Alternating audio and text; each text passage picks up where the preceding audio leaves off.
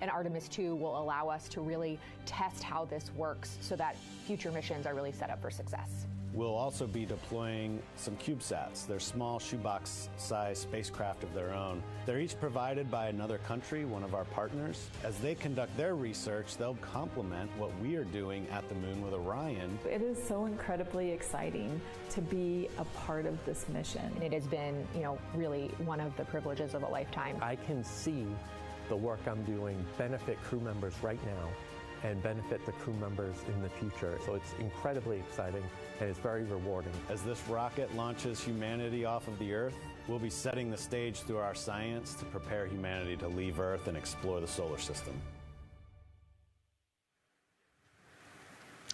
And what we learn during this and future Artemis missions to the moon will eventually get us to Mars. Here's Jasmine Hopkins again, now with Nikki Fox, Associate Administrator of NASA's Science Mission Directorate. Thanks so much, Megan. Yes, we're back on the balcony now, joined by Dr. Nikki Fox. Nikki, in this nearly 10-day mission, we are covering a lot of science from CubeSats to tissue chips. What are you most looking forward to learning? Oh my goodness. I think for me, the most exciting thing is actually being able to interact with the crew while they are flying, doing this historic journey on the far side of the moon. They are going to be seeing pieces of the moon that no human eyes have seen before, which is really spectacular. It's going to be an interesting trajectory. Some of it is in darkness. Then at the terminator, so in darkness, they'll be able to look for like impact flashes and things when micrometeorites pummel that poor moon. And then at the terminator, they can see shadows and interesting things, which kind of gives you depth perception. And then, of course, in the sunlit, picking out everyone's favorite craters. Also, if we launch today or tomorrow, they will see a total solar eclipse from the Orion capsule. How cool is that? That is very cool. We are thrilled for this Artemis 2 crew to be able to see the moon in a way that we've never seen before. What is so unique about that far side? Why are we going there? I mean, honestly, it's just, it is unique. It's very different to the near side of the moon. The actual sort of terrain, the morphology, it's very, very different. And so it will be very exciting to see that as we're going past that. Absolutely. And Nikki, we are performing a lot of science at the moon this year, actually, not just Artemis 2. Can you speak to the commercial lunar landers we're planning to send? Yes, we are very, very proud of our commercial partners as they take our payloads for us to the lunar surface. And very excited next one up is Blue Origin's Blue Moon Mark 1. It's got some science on it. It's got the scalps that went on the Blue Ghost. So we'll be able to sort of look at that plume as it's coming down onto the lunar surface, and then also the laser retroreflector that will be the array that's up there too. So even on that first test flight, packing it with science as much as we can. Wow, Nikki, so much science. It's hard to keep track of everything. But the unique thing about Artemis 2 is we're sending crew. Can you speak to the importance of the human element of science? Absolutely. I mean, we can program, like we do with our beautiful rovers on Mars, we can program them to do certain things, and it's what we think we need them to do. When you have an astronaut up there, they can make that sort of like really unique split-second decision. The thing I'm most looking forward to is when they think they're going to be looking here, is hearing one of them say, "Oh my goodness, look over there." And I think that's just incredible about how we do that. Also flying our tissue chips with the astronauts, our Avatar experiment. Here we go, Avatar. Oh, wow, look at that. And that's got the tissue chips samples matched to the crew. Mm-hmm. So we'll be able to monitor the effects of microgravity and radiation on that human tissue as we prepare for more and more missions to the moon for longer and longer durations, right, and then off to Mars. Wow, Nikki, so much science ahead of us, but first we have to launch. Thank you so much for being here today. Thank you so much. Go Artemis. Oh, of course, go Artemis. And with that, let's turn it back over to the countdown with NASA's Megan Cruz. Nikki is so fun. She has so much energy and so much passion about the science. And again, yeah, it's just so important to remember that so much science is happening with this mission. It's not just to test out the hardware and the life support systems. Yeah, you saw the science video, and then we talked to Nikki Man, there's so much going on, right? We talked a little bit about the lunar observations that we're going to do. And then, she talked about, made a really great point about, the human eye can pick things out that, that a camera or a robot can't necessarily pick out. And so that's why we're sending humans. But also, we're not just doing the lunar observations. The Avatar, that's a really cool experiment. They took blood samples from the crew, and then they used those stem cells to make bone marrow and create those little avatar chips, which is impressive. Feels like scientific, sci-fi movie stuff.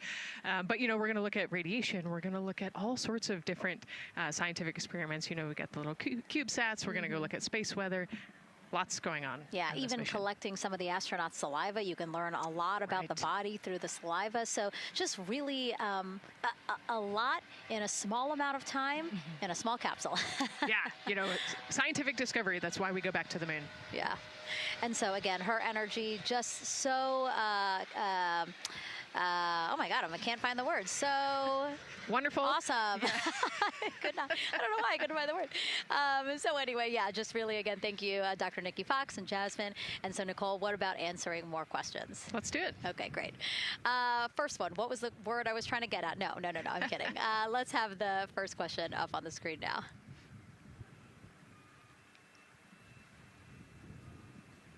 I know we got him. I see him being asked. And CDR OTC Rhino Earth 1.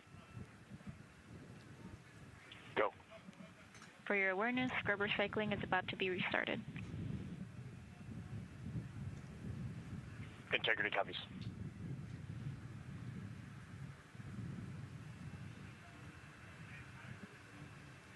All right, let's try that again. Can we get the next social question, please? What are the G-forces experienced by the Artemis astronauts during launch and reentry? Ooh, these are actually pretty similar to a Dragon launch or a shuttle launch. We have to accelerate to get out of the Earth's atmosphere, and then we talked about the secondary burns that they will do to get away from Earth. But, for me personally, it kind of felt like we got slingshotted off the Earth is how I like to describe it. So, you get set back in your seat and the G forces are into your chest. CDR OTC Rhino Earth 1. Go ahead. Moon leak check complete. The cabin is going to be vented to flight pressure momentarily. Integrity copies. That's fantastic news. Yeah. Again, so the spacecraft is holding pressure as expected, and so now they will depressurize it, which will take about 6 to 8 minutes. Exciting. Yes. Yeah. Go ahead, Nicole. Like we talked about, continuing to march towards the launch.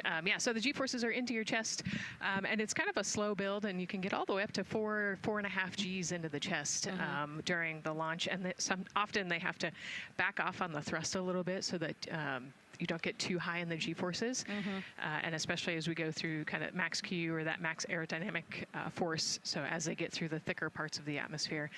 And then very similar G-forces on the way home, so slow, steady build up to about 4.5 Gs as the rocket actually decelerates. You heard in one of the packages, when they come back, they're going to be going 7 miles a second. Gosh, that's incredible. So you have to slow down somehow, and to do that, you have to actually, when you brake in a car, you feel those G-forces, and so for the astronauts, it'll just be, again, into the chest based on the orientation. Great. Thank you so much for that answer, Nicole, and for that question. We're going to continue to try to take as many as possible. Again, you know how to send them to us at NASA Artemis. But now we again have another question for you, for our audience. We want to know, what part of Artemis 2 are you most excited for? Liftoff, Earth views from Orion, lunar flyby, or splashdown? Tell us again on NASA's Instagram or Twitch accounts, and we'll share your answers a little later in the broadcast.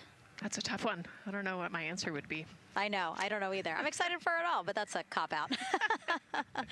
All right, now let's head back over to Banana Creek. Again, the crowds there, really excited. People coming from all over the country, from around the world. Why don't we get another check with Leah Martin to see who she's caught up with now?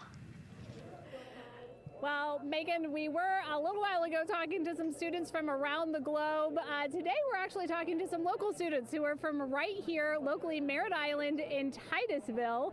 We talk a lot about the Artemis generation and about the students who are going to become the next generation of dreamers, of engineers, of scientists and technologists. And I'm actually standing with a group of those students here today.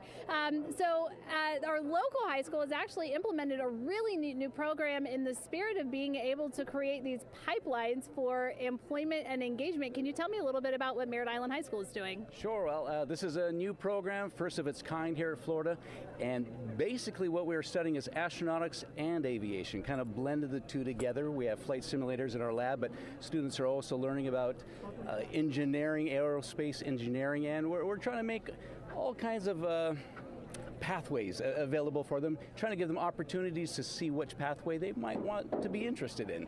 So, yeah, it's just a great opportunity for them to learn about space. We just finished doing a whole model rocket build where the students took CAD software, developed their own rockets, put them together, and launched them right from our school. So it was very exciting. Incredible. And then another local high school, Titusville, you guys also have a similar but slightly different program. Yes, we do space mechatronics with advanced manufacturing, preparing students to build and manufacture things to automate, do automation to build things on Mars and things like that, or locally too. Now, you told me that you're actually trying to figure out a little bit what you want to do when you're done. You're a freshman in high school. What things are you learning in your class here that are really kind of tweaking your interest in the aeronautics field? So we're building a lot of things with like metal and how we're supposed to do it on the rockets. We're also doing computer programming, which would help with NASA and like programming and coding.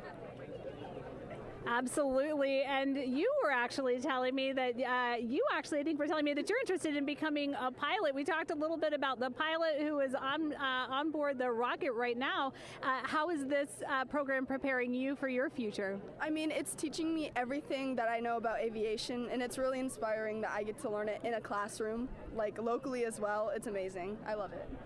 And then you were also telling me you're taking this class. What's the most interesting thing you've learned? I really like the whole design part of it, like actually like engineering, like because I want to be an engineer. Engineering the products we use when we build stuff. That's definitely my favorite part, learning how to use those kind of softwares.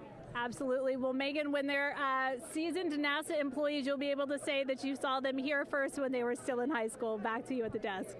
I can also say that they have fans. Nicole Ayers here. As soon as that girl said that she wants to be a pilot, Nicole went, yeah, why is that something that's so thrilling for you to hear? I mean, I love when kids in high school have goals and they set their goals high and they want to go do something. You know, the kid who wanted to be an engineer or a pilot, like, I love that. You know, find something that you're passionate about, go work hard at it, and go get good at it. Yeah, and speaking of passion, I mean, we definitely have a whole bunch of people here passionate about what NASA is doing here. Again, the lawn behind us just filled with media from around the world, making sure that they can help tell our story to everyone who is interested in hearing it. So back here in Florida, of course, we have NASA leadership also keeping a close eye on launch operations. Let's go now to Jasmine Hopkins, who is standing by with Lori Glaze, Acting Associate Administrator of NASA's Exploration Systems Development. Thanks so much, Megan. Yeah, we're honored to welcome Dr. Lori Glaze to the balcony now. Lori, this is our very first time having crew on an Artemis mission. How does that feel, and how does that change our overall approach to the mission? It's a really good question, and it really came home today when we were watching the crew walk out, and then we saw them get into their van and go out to the pad, and we've been watching them getting into the crew module. And so we've really put an enormous amount of rigor into assuring the safety of our crew. One of the most important things on this mission, different from Artemis 1, is we now have environmental controls and life support systems. One of the most important things we're going to do on this mission is test those out and make sure that we can keep our crew healthy and safe throughout their mission. We also on this mission have an activated launch abort system, which we had the system for Artemis 1, but it wasn't active. But we definitely had that active on this mission. We want the ability, again, if something goes wrong, to be able to have that ability to abort and get them back to the ground again, safe. Absolutely, Lori. I mean, as you're driving home, safety is paramount here at NASA, and your program is responsible for all of these Artemis elements. We have the Space Launch System, Orion, ground system. So how do you get everybody cohesively on the same page for a day like launch? And that's a great question, and it's really been wonderful to watch our teams working together. We have the ground systems, which are kind of the bookends of our mission. The ground systems help prepare us to get the rocket ready to take off. They're doing all of the loading of the tanks right now and getting the crew into Orion. And then at the back end, they'll be there to recover the crew when they land in the ocean. But they know that their job is to make sure that that rocket is ready to go and that the crew module is ready to go. And then the rocket itself, the space launch systems, they know that their job is to deliver the crew module to the right point in space so that they can conduct their mission.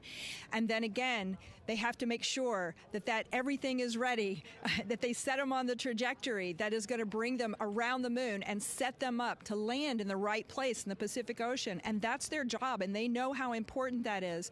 And they have to work closely with Orion, which again, they also have to work with all the other teams to make sure that everything's working together. And then on top of that, our flight operations teams, all the people on the ground, they're all working together. They know this mission doesn't work unless every single part of the mission works. Right. Lori, there are so many things that have to work together today. We can't wait to see what happens next. Thank you so much for being here. It's my pleasure. Thank you. Of course. And with that, let's take it back to the countdown with NASA's Megan Cruz.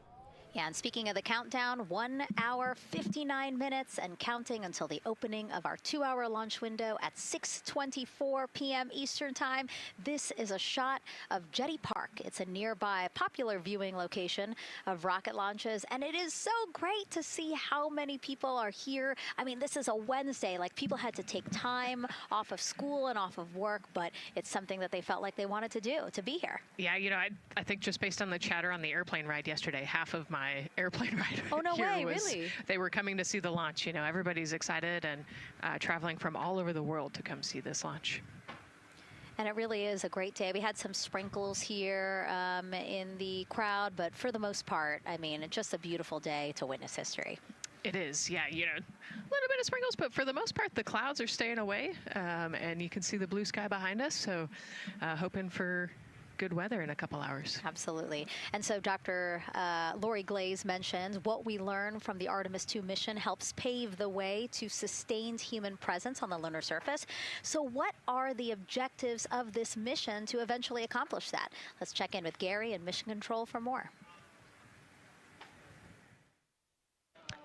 Thank you, Megan. Yes, the ascent teams are here in Mission Control Houston, working through their steps to prepare for a go for launch. Right up here on the front board, we're watching the teams in the White Room work through their checklist and closing the hatch as we verify ours, working as one NASA team. What Dr. Glaze said about working across the teams throughout the nation is true. It takes one NASA team to bring everything together and accomplish the mission objectives. The Artemis II is designed as the first crewed test flight of NASA's Artemis campaign, sending astronauts into lunar space to validate systems, operations, and human performance ahead of a more complex lunar landing missions.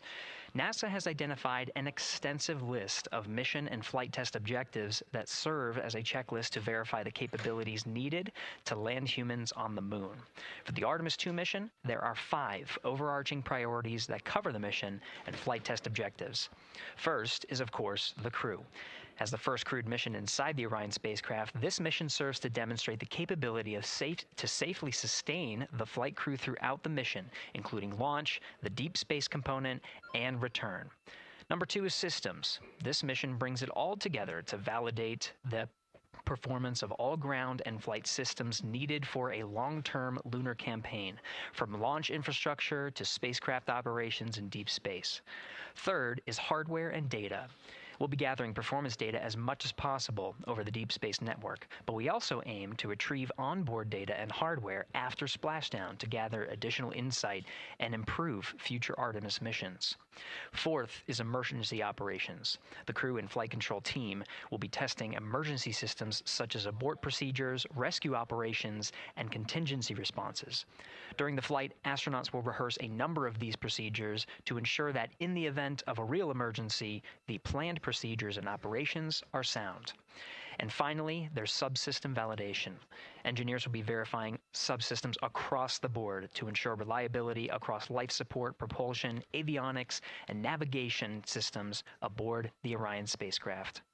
Human spaceflight is a complicated endeavor that requires precision and confidence across all disciplines. You may hear the phrase, human spaceflight is the greatest team sport, a few times in today's coverage, and it's absolutely true. Not only does it need mastery of specific components, but the integration extends across thousands of people and facilities around the world to come together and make it all work.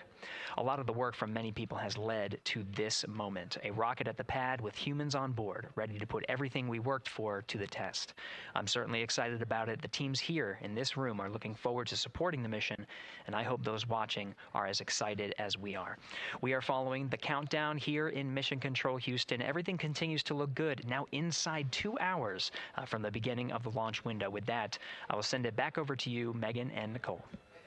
Hey, Gary, thank you so much. We are getting word that the launch team is working something that we would like to give you an update on, so let's get on over to Daryl. All right, thank you, Megan, and we are live in Firing Room 1 here at the Launch Control Complex. Yes, we are currently not working any constraints with regards to the rocket or the ground systems. But the launch team has been made aware of an issue that the range is working. And currently they're monitoring that work that is going on over at the range. We understand that that issue is related to the flight termination system. Now, the flight termination system, just to give you a quick explainer, every rocket has a flight termination system. It's the system that the Eastern Range here uses in order to send a destruct signal to a rocket in case it veers off path. So it's a very critical, important safety component in terms of how the range keeps the public safe here. We understand that the flight termination system, they're working an issue. And so as they continue to work that issue, they've asked for some assistance from the launch team to help verify some of the work that they're doing on their FTS system. And this is where it gets a pretty unique situation here. The assistance they've asked for is to verify what's going on with their system. They want to check it to see that the work they're doing is okay.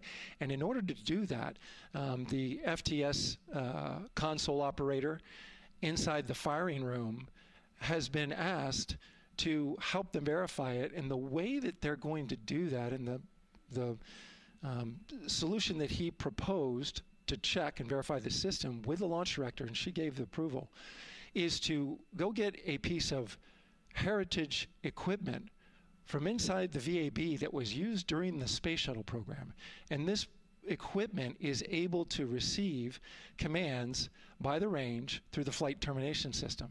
And so with this piece of equipment, this console operator who works FTS was granted permission to go over to the VAB next door and get this equipment that he's very much aware of and used during the space shuttle era. And so that is in work right now. The bottom line of all this is, at this moment, the range is no-go. But that is not stopping us from moving forward in the countdown. We can continue to process and work the countdown. The closeout crew will continue to do their work, and the launch team will continue to do their work as well. But we'll keep you updated on what happens in regards to, as far as my understanding goes, a pretty unique situation here with trying to bring resolution and kind of help out the situation that we're seeing at the range right now. And that's the latest here from the firing room. I'll send it back to Megan and Nicole out the host desk. Thank you, Daryl. Yes, very unique, but I think it speaks to the ingenuity of this team, right? To say, hey, we have this equipment. at the VAB. Why don't we leverage it to try to solve this issue and work it? Yeah, what a great example of human creativity, right? We know this thing exists. Let's go solve this problem. We have time, you know, like Daryl said, we're going to continue to march down the countdown. So we'll continue to get the rocket and the crew ready, but we still have that 2-hour window. So in the meantime, let's try to figure out what's happening with the range. And speaking of the range, what is the range for people who might not watch rocket launches with us often? Sure, yeah. So anytime that you launch a rocket, you have to clear the airspace, right, in the launch corridor. So where the rocket's flight path is going to go, you have to make sure that that whole airspace is clear. And so we actually have assets, you know, the Space Force helps us out with this one, but, you know, we want to make sure that there aren't airplanes in the way and there aren't other, you know, maritime assets in the way or things like that. So that there's a whole group of people. We talked about, actually, Gary said it great, right? It's a huge team sport, and so there's a whole group here on the ground that is monitoring that launch corridor to make sure it's clear and ready to go.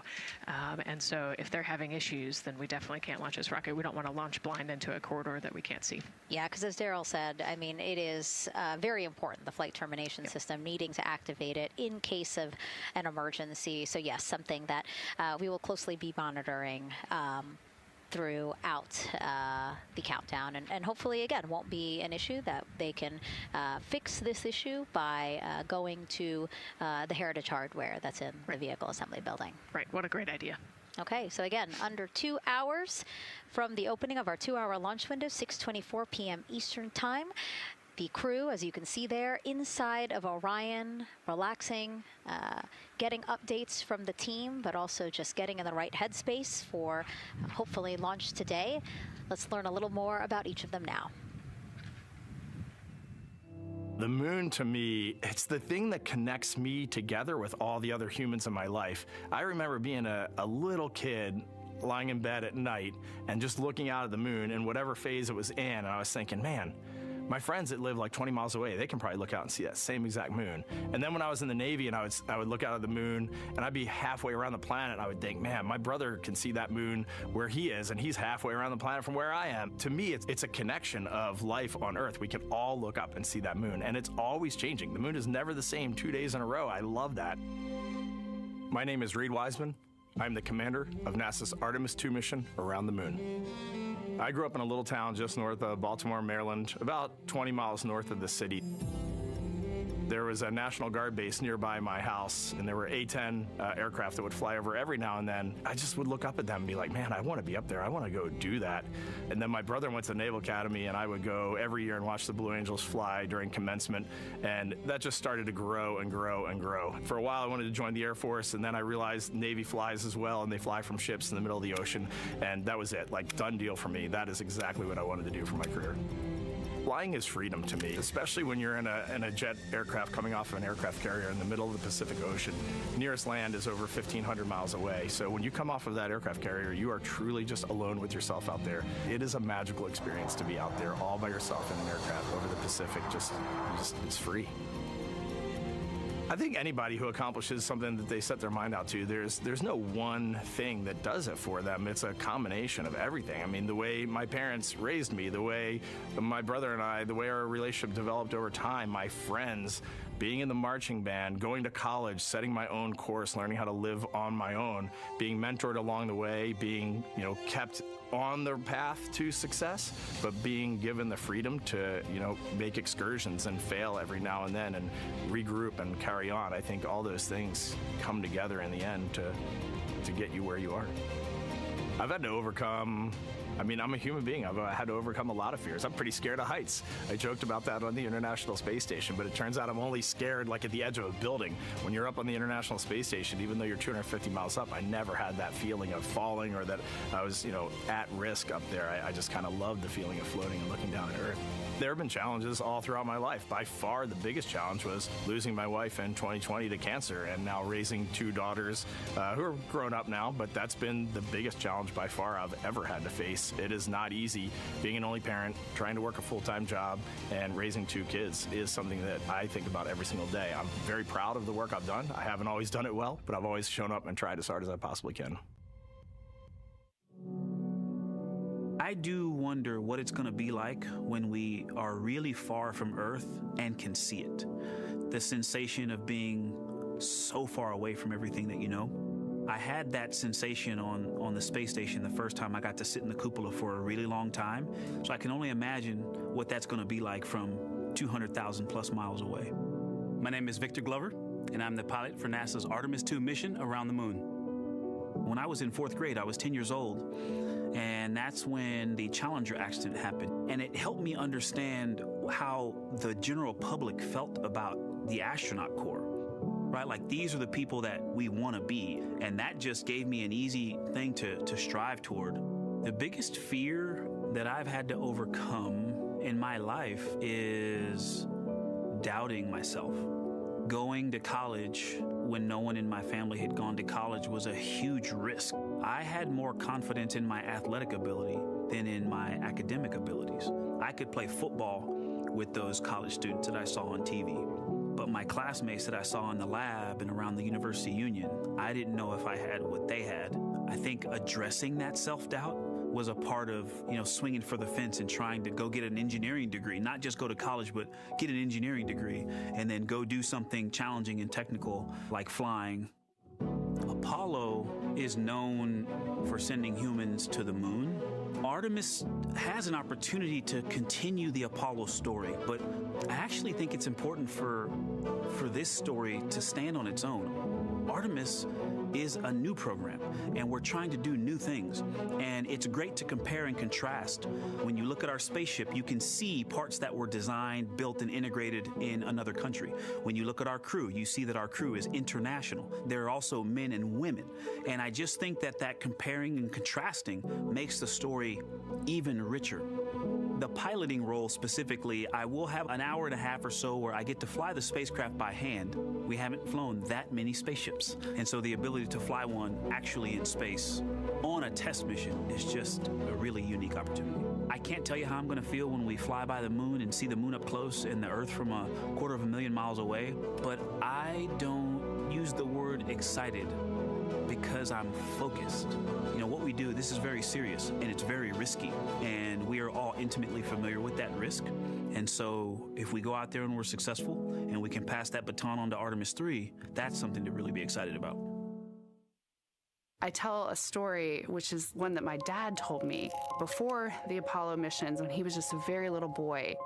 He was looking up at the moon with his mom, and his mom said to him, "Don't worry, Ronnie, we'll never get there." Fast forward maybe 70 years later, it's his daughter that's actually going there. And I think that long arc is something that we can all learn from. The idea that the seemingly impossible becomes possible if you just believe in it and are willing to work hard and come together to achieve it. My name is Christina Cook, and I'm a mission specialist for NASA's Artemis II mission around the moon. When I look back at my dreams as a kid, I definitely never thought I would actually get here. I was very pragmatic. Even though I'm a dreamer, I knew that the odds were way against me again, so I might as well do something I'm loving in the meantime. I definitely loved science and math in school and, did pretty well in those things, but I also loved being active. I was always outside. I loved things that made me feel small. I loved looking at the night sky, oftentimes between the pine tree branches, or I loved the ocean. North Carolina also has mountains, and when we would go there, I just loved the vastness of all of those things. I loved how they made me feel and what they made me think about, and the vastness of the universe and how much out there was to learn. I'm drawn to exploring. I'm drawn to challenges that involve both mental and physical, and I'd much rather be solving problems wearing a whole lot of equipment and in a harsh environment, and that's just something I've carried with me ever since I was a kid. Thinking about the fears or challenges that I've had to overcome, there are just so many. I mean, basically, that has been the journey. I always say to people, do what scares you, and that means I have to follow my own advice. So doing what scares me meant getting on a plane and going to the Antarctic, getting on a plane and going to study abroad in Ghana, applying to become an astronaut, opening the EVA hatch in the airlock and going out of it into the darkness, strapping myself onto a rocket, And so for me, I think that no matter what the challenge, recognizing that if people believe in you and you believe they believe in you, the challenges seem always a little bit easier. To me, the moon, it represents history. It is a witness plate. Everything that's ever happened to the moon is still written on the moon. Every single person has looked at the moon their entire lives. We see the same moon. That's something really special. It's just the epitome of a symbol of something that's in each of our hearts, but that's also represents exploration and reaching. I have this very distinct memory of seeing an image of an astronaut standing on the moon. It's burnt in my brain because I went back to it so many times in my childhood, and I would look at that image, and I know it had a huge impact on me that humans had walked on the moon. My name is Colonel Jeremy Hansen. I'm an astronaut with the Canadian Space Agency, and I'm a mission specialist on NASA's Artemis II mission around the moon. My elementary school years, I grew up on a farm outside of London, Ontario. I spent as much time as I could with my dad on the farm. I learned the value of hard work, for example. If I wanted to go to work with Dad, it was going to be a long day, and I was going to have to not complain, or I wasn't going to get to go the next day. I had a treehouse. I had a vivid imagination, and I changed my treehouse into a spaceship. I made all these dials and controls. I had circuit breakers for switches that I found in the barn, and I was exploring space in my imagination. The most important thing I did to get to where I wanted to go in life, which was flying fighter jets and eventually becoming an astronaut, is I shared those desires with other people. And it turns out, just like you don't go to the moon on your own, if you could, I would have done it a long time ago in my treehouse as a kid, you have to go as a team. I think the biggest impediment to achieving my goals was, of course, myself. And I think that's a common human experience. There are many times where just little things would get in my way, and my immediate interpretation of that was, well, now that goal's out the window. You know, people must have lifted me back up, and somewhere in the back of my head, that persistence came through. And I think that's a common human experience, to doubt ourselves.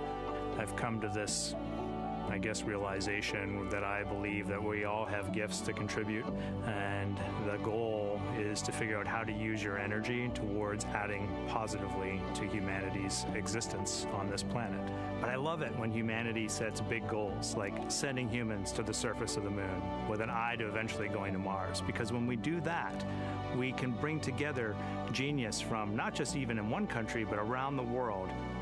I've also learned from my indigenous mentors that they refer to the moon as Grandmother Moon. So you've probably heard of Mother Earth. They use Grandmother Moon because Grandmother Moon is responsible for the water in their community, just like the moon moves the water around the planet, affects the tides.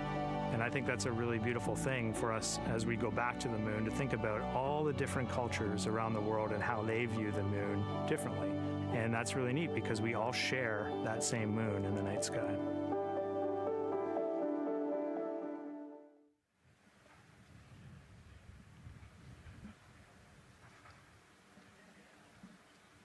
One hour, 38 minutes and counting until the opening of the Artemis II launch window today, 6:24 p.m. Eastern Time. And we are looking at the rocket and Orion out on the pad, historic launch pad 39B here at Kennedy Space Center. What a great view, Nicole. Yes, it is. You know, we can see the clouds out in front of us, but they are to the west. And you can see that there's some blue sky peeking through behind that rocket, which is good news. And more people continue to come on center here. About a couple of hours ago, folks with special passes to come on center were allowed to start driving on with family and friends. And of course, we have media growing by the moment here at the press site here at Kennedy Space Center, setting up their cameras, setting up tents, interviewing folks. Again, this great jib shot that we have from our camera here showing all the interest that we have here at the press site. And actually, even to the right of us, so camera left, no, sorry, the right of your screen, left of us, plenty of other people there set up with their own tents, broadcasting to their own viewers. And so again, just really cool to see everybody wanting to share in this moment. Yeah, that's, I mean, how many media tents we can see from here. it's a beautiful thing. Yeah. I think it's important to share this message with the whole world. Yeah. And so let's take a look now at people who are watching in other parts of the country. We have this shot here from the U.S. Space and Rocket Center in Huntsville, Alabama. Oh, man, look Just at that. kidding. Museum of Flight, Seattle, Washington. So sorry. Hello to you over there. Sorry, I thought that you were in Alabama. But here you are from Seattle, Washington. Again, the Museum of Flight. They must have had a special event to bring people there to watch, as well as a special event here. Now, correctly, the U.S. Space and Rocket Center, Huntsville, Alabama. Of course, they would have a lot of people here, and I'm sure this crowd will grow when we get closer to launch. Marshall, the home of the SLS rocket. Yes. Yeah, this is a great shot. You can see all the people there, and obviously you've got quite a few artifacts in there as well. Oh, now they see us. know. Yes. Yeah, now they know. They're on the broadcast. That's too funny. Awesome. Hey, listen, it's all right. We can sit. We can sit and chill until we wait for the opening of the window. No, there they are. Yeah. Everybody's excited. Thank you guys for showing us your excitement. I know deep down it was in there. It's just that you felt like sitting at the moment, and that's all right. There's a little delay. Yeah, that's all right. Well, thanks so much to those supporting these watch parties and bringing them to us live here. Actually, our video paths are taking quite a circuitous route to be able to bring those live views in from Seattle as well as Alabama, but we're glad that we can be able to share it with you in the broadcast now. And so why are we going to the moon? Why does NASA want to build a moon base there? Here's Megan Carter again with our moon board. All right, thank you, Megan. Yeah, so we are right around that hour-and-a-half mark, hopefully for that launch. It's going to be very exciting. So they are going to have a few days to be around the low Earth orbit, and then they'll be heading on to the moon. So yes, let's talk what will be happening. Why are we going to the moon? So obviously this is not going to be a landing, as we've discussed. They are going to be coming with 4,000 to 6,000 feet around the moon's surface, and this is going to connect us directly to our past. Those Apollo missions did have 6 lunar landings, and the Artemis campaign is looking to build on that past by going back to the moon, staying longer, and then going farther. So how are we going to do that, and why? We have obviously talked a little bit about that lunar South Pole, and we are focused specifically on the far side of the moon for this one for a specific reason. You might have guessed we're going to be looking for some resources especially, and that's going to be water or water ice. That is going to be giving us some really critical pieces for future missions. And as you can see here, we have identified 9 potential landing zones. So this is going to be a critical objective for our crew. Depending on when they launch, it will determine what is going to be visible, but we do have these 9 landing zones right here around the Shackleton crater. And as you can see here, a lot of that area is deep and dark, and that is where we are going to be looking for that water ice, because that is obviously going to give us not just water to drink, but as we know, that can actually be converted into our propellant potentially, that hydrogen and oxygen. So that is going to make the moon a critical place for that moon base, because we want to think of it essentially as a backpacking trip. If you have your tent and your hiking boots and your camping stove and all your gear, you don't want to take that out and be on the trail for the first day and then try everything out. You're going to test things out a little bit closer to home before you go out on that adventure. And that kind of goes for us as well. So the moon is going to be critical for us in the future steps towards our lunar landings, and then also for going farther on to Mars in the future. It's going to set us up for that deep space exploration, and we can't wait to see what they see once they get to that flyby. But for now, we are, like I said, getting closer. So I'm going to turn it back over to you, Megan. Exciting stuff. Again, the idea of accomplishing a moon base, like as we've been saying, sometimes things just seem like science fiction, and it's amazing that we're making it science fact. Yes, yeah, we're going back. We're going to scout it out, and then on the future Artemis missions, we're going to put boots back on the moon for the first time in over half a century. But we're going to stay, and we're going to learn from the moon, and we're going to, as Megan talked about, the water ice, and harness that resource, and not only learn from the moon about Earth and about the solar system, but also figure out how we get to Mars from the moon. And so what we're seeing now back inside the White Room with the closeout team, they are removing basically fixtures that protected the crew module hatch while they did work around it, right, Nicole? Yep. Yeah, so anytime that you're moving around and working, there are some sensitive sensors and parts of the crew module that we don't want to kick or bump into, and so it's easier to just put a guard up while you're working in there and then take it down later. And so this is a visual cue for us that the team is getting ready to close the last hatch, again, the launch abort system hatch. Can you tell us about what the LAS is? Yeah, so launch abort system, this is, we have the crew module, and then what sits out basically on top of the crew module is the launch abort system, and it has its own motors, so that we'll arm it about 5 minutes prior to launch, and then it stays with the crew module until about the Kármán line, so that 100-kilometer point in space. Once the crew could safely get to orbit, it will actually be jettisoned, and the crew module will then be exposed. So this is just a safety mechanism that stays on the outside of the crew module, and then as they monitor the attitude and the thrust and all sorts of the roll, all sorts of different data points to make sure the crew is safely getting to orbit. And once they are safely to orbit, then we will get rid of that launch abort system. And it looks like they're putting all these parts that they're removing from around the crew module hatch into a bag because they have to take this out with them once they leave the pad, right? Yes, yeah, we don't want anything left up there in the White Room, and especially because that crew access arm will move away from the capsule and the rocket, and so we want an empty White Room, no FOD like we talked about, so that we can have a safe launch. And this orange tube that you see on the right side of your screen, that had been inside the crew module providing breathable air to the crew. And now again, with the crew module closed and them getting ready to close the second hatch that has been removed and is out of the way. So again, the closeout crew can continue to do their work. Yeah, that's just a duct to provide some cooling air and some breathing air to the crew and the closeout crew while they're in there. That's actually a good point, yeah. And so as we continue to watch the crew prepare to close the launch abort system hatch, why don't we take a look at the crew's mission patch? Now, crews have designed their official mission patches since the Gemini 5 launch in 1965. Reed, Victor, Christina, and Jeremy, they really wanted to play on the abbreviation of Artemis 2 to all, signifying not only the second major flight of the Artemis program, but also a mission to explore for all, by all. The crew chose the iconic Earthrise photo for a reason. It was taken by the Apollo 8 crew in 1968, the first crew to ever fly around the moon. The mission was to prove teams then were ready to land on the moon the same way Artemis 2 hopes to fly around the moon ahead of a lunar landing with Artemis 4. This time, as we've been saying throughout the broadcast, to stay on the moon and pave the way to Mars. Yeah, we talk about incremental steps, right? And so Artemis 2 is very similar to Apollo 8 in terms of that increment.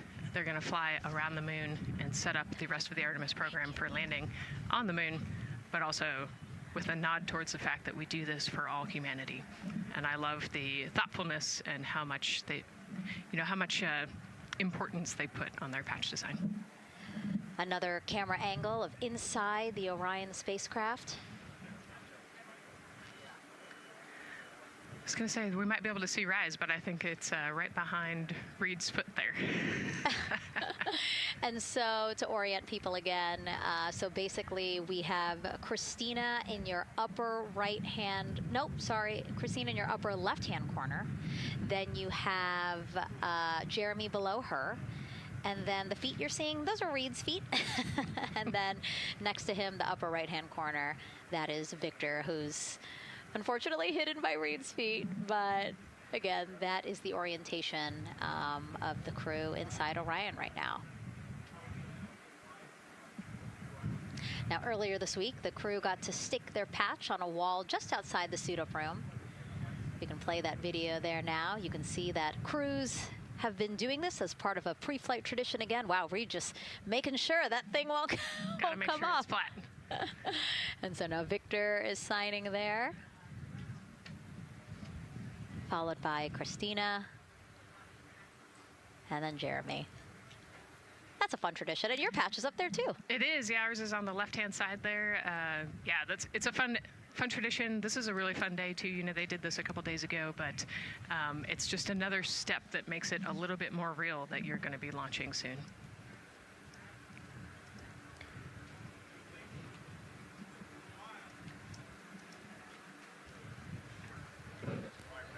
Again, we talked a little bit about this before. The basically like a computer there on Jeremy's leg, a way for him to just check out the data, see some of the data that also Reed and Victor are getting to see, but in those much bigger displays for Orion. Right, yeah, it's basically a tablet on his leg, and it's actually plugged into a cord nearby that allows him to have a screen repeater so he can see what they're looking at.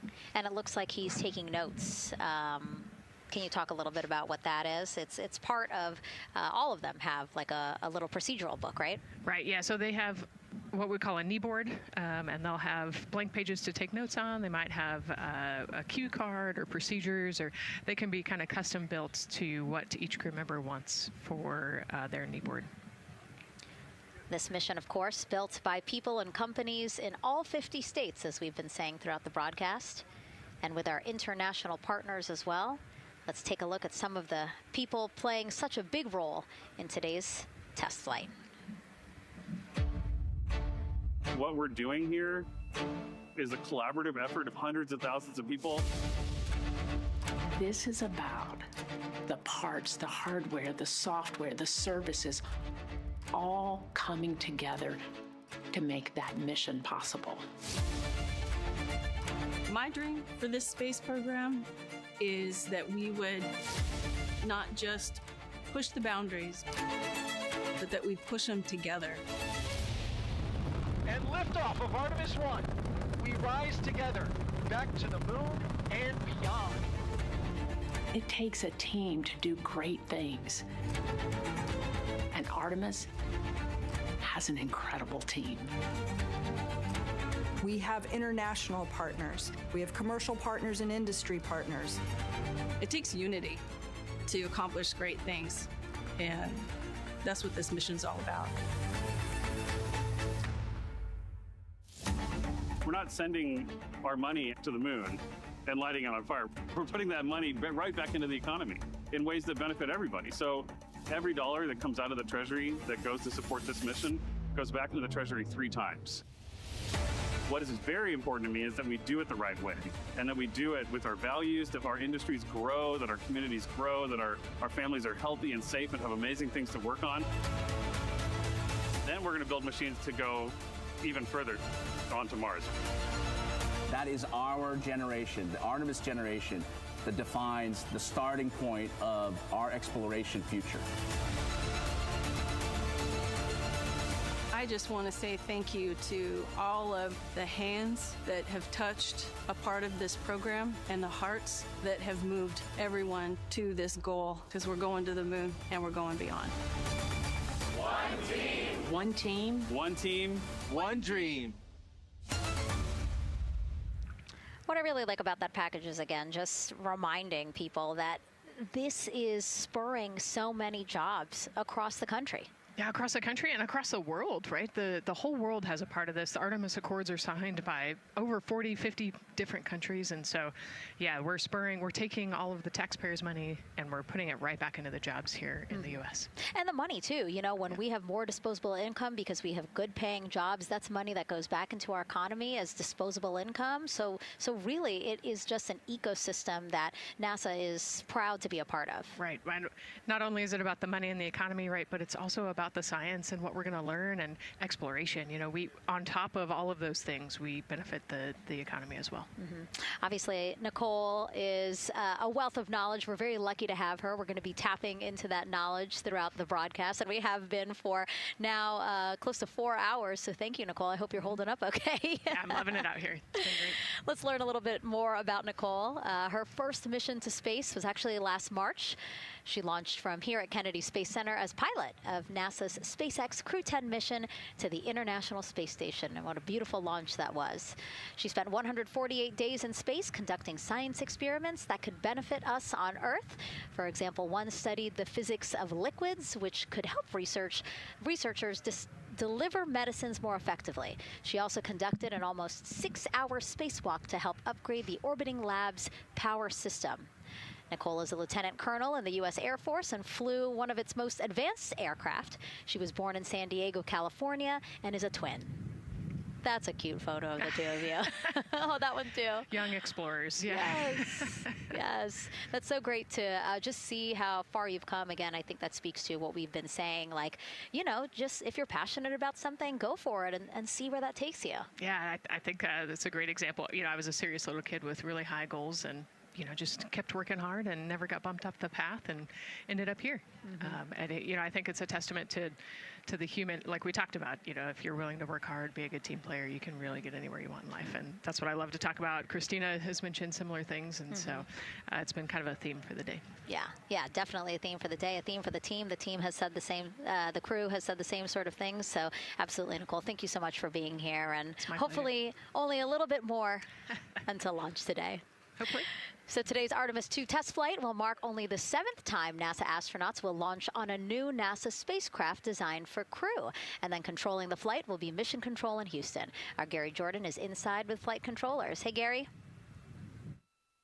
Hey, Megan, you are right. This is a significant milestone, and we may be putting the names of a few more astronauts in the history books today. The Artemis 2 crew is set to launch today will join a select list of humans to fly in a spacecraft for the very first time. And Artemis 2, like missions before it, is a test mission. During ascent, the crew and the teams here in the room are prepared for a variety of scenarios. Some of these will be called out directly by Capcom Stan Love during ascent, and some are a little more subtle.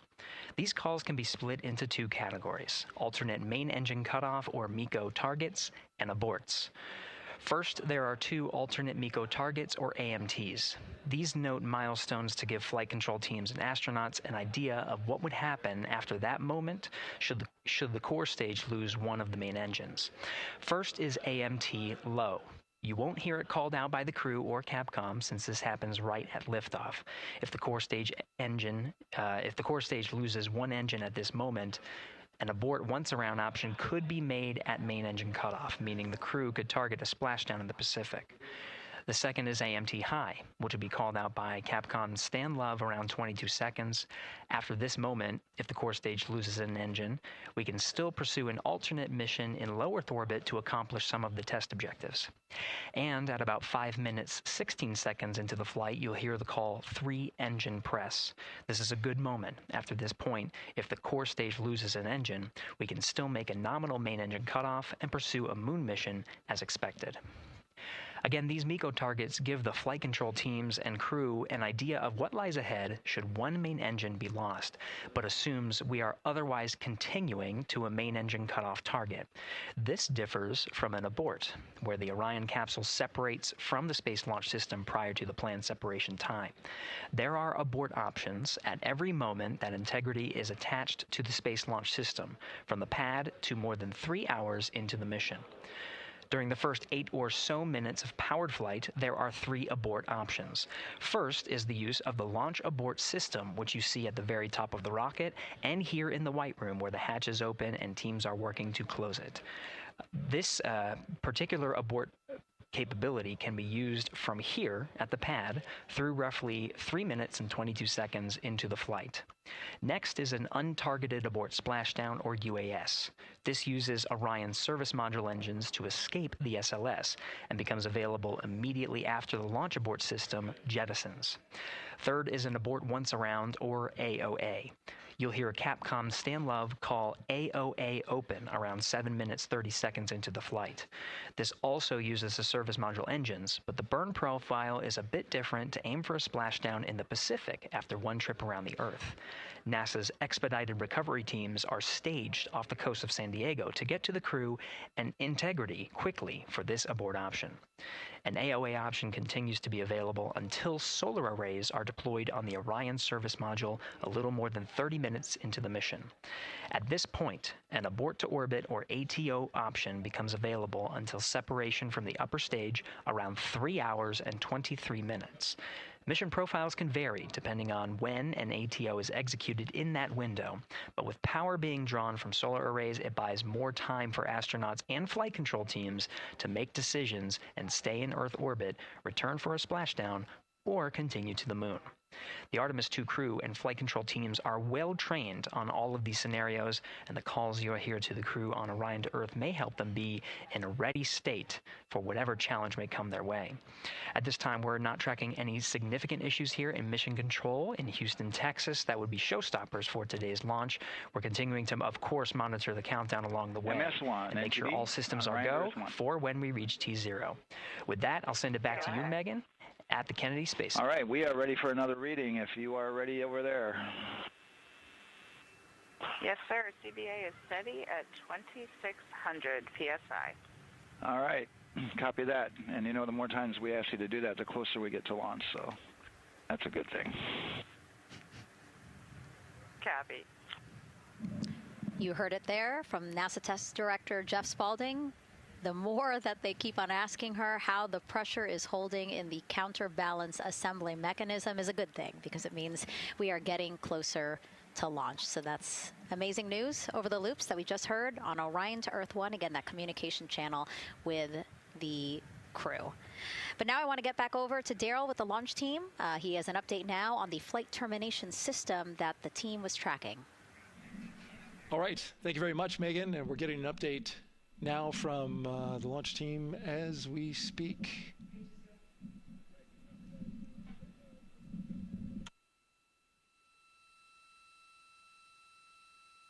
All right, stand by 1 second.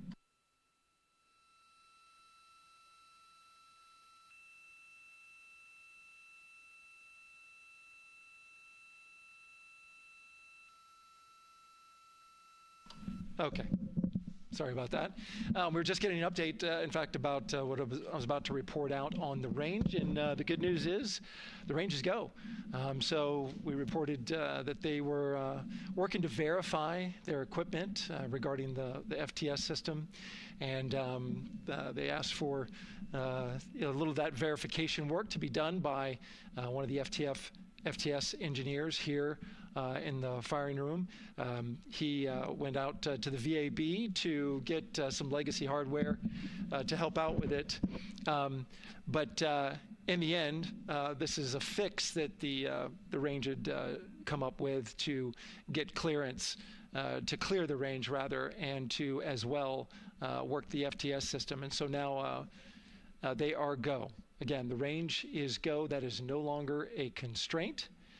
And so you combine that with the fact that the rocket and the ground systems here also working, no constraints, clear board here is great news. So again, the range is green, and we're continuing to work through the countdown. We got a weather update that came in to the launch director from Launch Weather Officer Mark Berger. He reported out that there's still a little bit of feisty weather activity that's happening up in the Titusville area. That's the city neighboring the Kennedy Space Center. Those showers had passed over Kennedy, and then now they're currently over in Titusville, currently still within that mile kind of constraint of flight through precipitation rule. But we're still far enough from the window that it looks like it won't be an issue. And in fact, we're seeing some good sunlight now breaking through onto the launch pad. As you can see, it's actually shining on the other side of the rocket here. But to the west, we're starting to see some of that clearing that was forecast. And so the launch weather officer held his forecast for 80% go for flight during our launch window tonight, which, as a reminder, is 6:24 p.m. Eastern Time until 8:24 p.m. Eastern Time.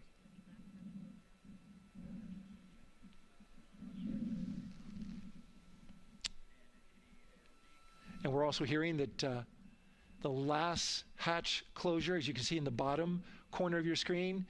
They're starting to work on that. That's the launch abort system hatch. There are 2 hatches, the crew hatch and the launch abort system hatch, and the closeout crew that you see right there, right on time with their work as they go to shut. And you can see it in motion right now, that launch abort system hatch. That's the latest from the firing room. We'll send it back to the host desk. Thank you so much, Daryl. Great news all around. And yes, we did just see them close the last hatch. And now we are looking at a live view of Banana Creek. Lots of people there, I'm sure, relieved to hear that that issue with the flight termination system has been resolved. And we are go for launch. Go for launch from the range, go for weather, and go from all of them, I would imagine. Yes, it's got to be exciting. The crowd is building. And as Daryl said, you can start to see the sun poking out here, and we can see all the clouds are moving north and moving away from us. So it's all good news. And so as we know, we have our Leah Martin down there at the Banana Creek viewing location, and she's standing by with some other guests. Hey, Megan, I don't know if you heard that huge cheer just now, if you heard a big rumble. As soon as Daryl said that the range was clear for launch, everybody clapped. It was super excited as we get to these final countdowns. Standing next to me, I have Hudson and Maddox, the son of brothers here. And I asked you a little bit earlier, how excited are you to be here for launch? What did you say? I'm very excited. It's our mom's birthday, and, not a better way to celebrate right now. I asked you on a scale of 1 to 10, how excited are you? Would you say? 11. Yeah, 11. I'm very excited. Super excited. Yeah. So, Megan, we've been watching the launch broadcast here and hearing some of the questions that you and Nicole have been asking and answering. And I actually wanted to ask these 2 kids, if you could take a 10-day trip around the moon and take 3 people with you, who'd you take with you? Well, I'd take my dad and my mom. And, I don't know. Probably my best friend. I'd just say one of my friends, Oh, one of your friends. So brother got left out. Who would you take? That was just what I was thinking. My dad and my mom and my best friend. That's a pretty good answer. Your brother can get his own trip to space, right? Yeah. So I'm actually joined here also by Dad. Now, you were sharing with me that a lot of the work that you've been doing over the last several months has been prepping the launch teams, our engineering teams, our ground systems teams, to get ready for launch, to be mindful and to be in this moment. How does it feel to be standing here knowing that the people you've worked so closely with are doing what they're passionate about, or doing what they were born to do, moments away from launching this rocket? This is an exceptionally happy moment for us and all of us and the people that are, about to take off on this historic trip here. And I'm grateful to know that we've helped in some way, shape, or form to help them stay steady and calm, in such an exciting time within the agency. And so to just be here and witness it and know that, they've got some tools to help them stay calm and steady is everything to us. So. Fantastic. Well, Megan, we are standing by ready to go, and we're ready to cheer this team on. Thanks so much, guys. And yes, Leo, we did hear that cheer. That was very exciting. I think the vibe over there is they're celebrating, they're having fun. And here, once they heard that we're go for launch, everybody had to run back to the camera and work. It's a little bit of a different vibe, but I definitely think that people are excited, especially as we see now live inside of the White Room at the launch pad. The closeout crew has closed the launch abort system hatch. You saw there, we took it live. Took a lot of them. I think all of them, except for one. I think it took 3 or 4 of them to push that hatch door close. And then they felt around the perimeter of the door to make sure that everything was sitting just right. Right, yeah, we talked about how heavy the crew module hatch is. This hatch is just as heavy probably. And so, they're working the closure here. And working those connections, and you can see, there's still 3, 4, 5 people that we can see in the White Room. It takes a lot of people to get these hatches closed and this rocket ready to launch. Mm-hmm. And so the next step in the countdown is that this team will start closing out the White Room. So basically disconnecting things, stowing things, making sure that when they leave, there is nothing that isn't supposed to be there. And really, then at that point, it's just all 4 of the crew member, Victor, Reed, Christina, and Jeremy by themselves at the top of the launch pad. Yeah, and then eventually that crew access arm will move away, and then it'll really just be them up on top of that rocket. Mm-hmm. Yeah, your eyes lit up when I said that. That's exciting. It is. It is. Yeah, we had a moment, we talked a little bit about my fear of heights, but most of our crew is afraid of heights. And so there was a moment where I realized that it was just us, 100 and some odd feet up and no crew access arm, and may or may not have said something that made everybody go, huh. Were you wondering to yourself, how did I get here? We're pretty far up. That crew again bringing that drag-on camera. That camera is a handheld camera that is a live look for teams who are remotely watching these operations closely. Again, verifying that things are as they should be before the crew starts, the closeout crew starts leaving the white room. You see them checking their procedures. You can see they're covering the ends of those hoses.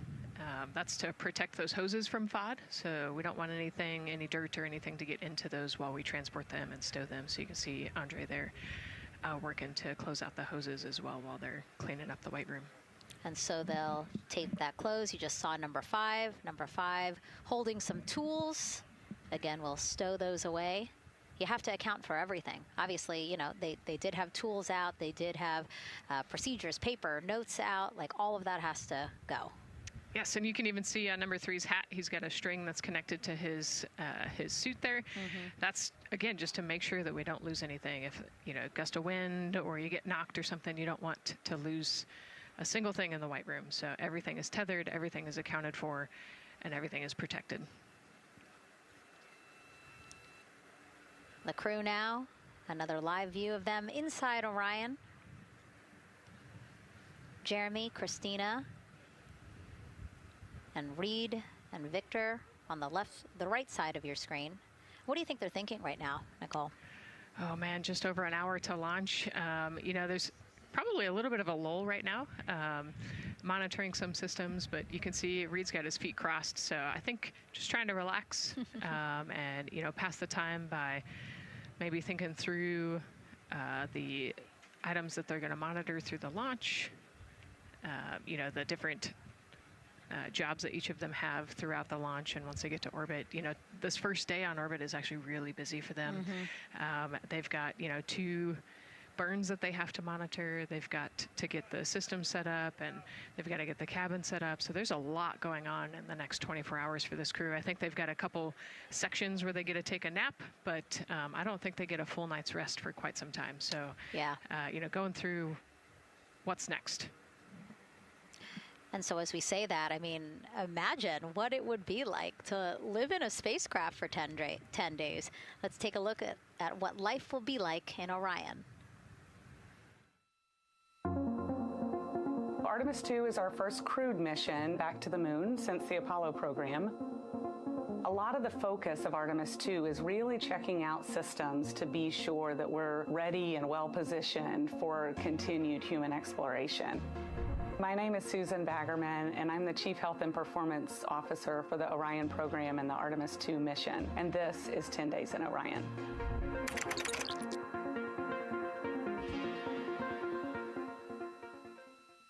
For this mission, the crew will launch in the Orion spacecraft on top of the Space Launch System rocket, or the SLS rocket. Once they've launched and achieved orbit, they'll continue on checking out many of the different critical Orion systems, check out some of the critical medical systems, and be sure that we understand how the crew would do that successfully within the volume of Orion. We also have, of course, systems to feed the crew. They have a potable water dispenser that they'll check out. And then we also have a food warmer, kind of looks like a suitcase that the crew can use to heat their food. They're also going to check out the flywheel system. We'll have the crew perform some initial exercises. Part of that is to ensure that the flywheel is actually working, but part of it is actually to be sure that our environmental control systems are actually working. For sleeping, the crew will sleep in sleeping bags. Some crew members like to be very tightly bound up, and some like to float very free. They'll use the toilet for the first time and be sure that it's able to flush. While they're on their journey, they'll do some testing that they quickly don their suit just to be sure that we would be ready in the future for an emergency. They'll also check out our radiation shelter. If we were to have a solar particle event, we would be asking them to take stowage out of the stowage bay and put it in some specific locations on the vehicle, basically for it to serve as shielding.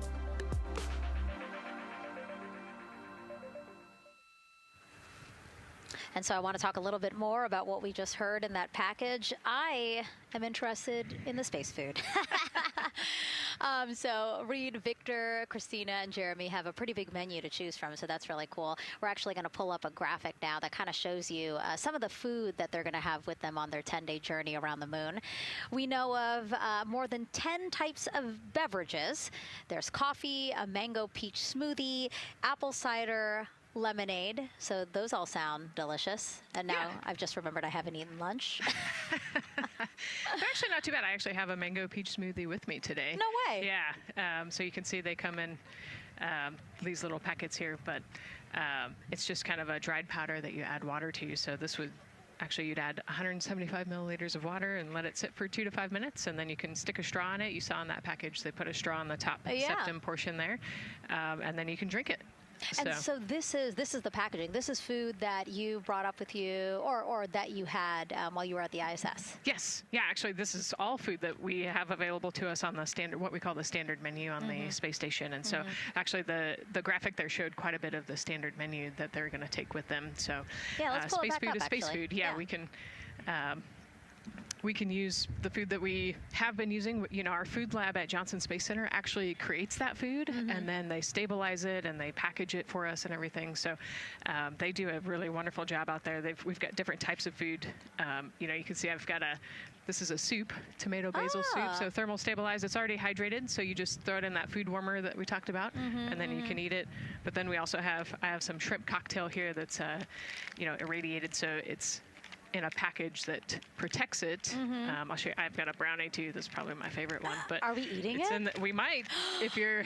Yes. Look, see, they want us to eat. I don't know what happened, but it worked out with what we were saying here. So it's in an outer package to help protect it against, you know, radiation, and then it's in this inner package. And so this cosmic brownie, actually the trick, Ann McLean, my crewmate, taught me, the trick is you got to put this in the food warmer and get it nice and warm. Ooh. And then you can get it. But so what we do is we just take scissors and you open it up, and then it comes right out. So these brownies are nice because they don't have a ton of crumbs, and so you can actually just eat it pretty easily in space. You know, if you imagine, that would not happen in space.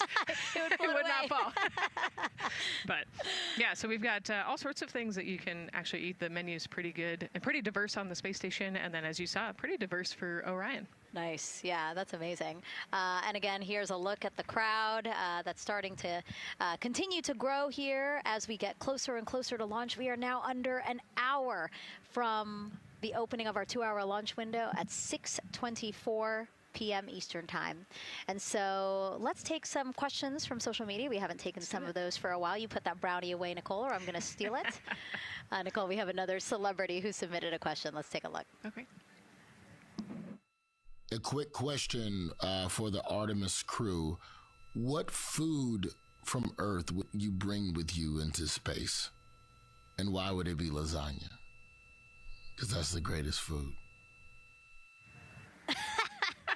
Again, not really a question. Yeah. Because he was like, it's lasagna. It's got to be lasagna. You know, there is lasagna on space station, and it wasn't too bad.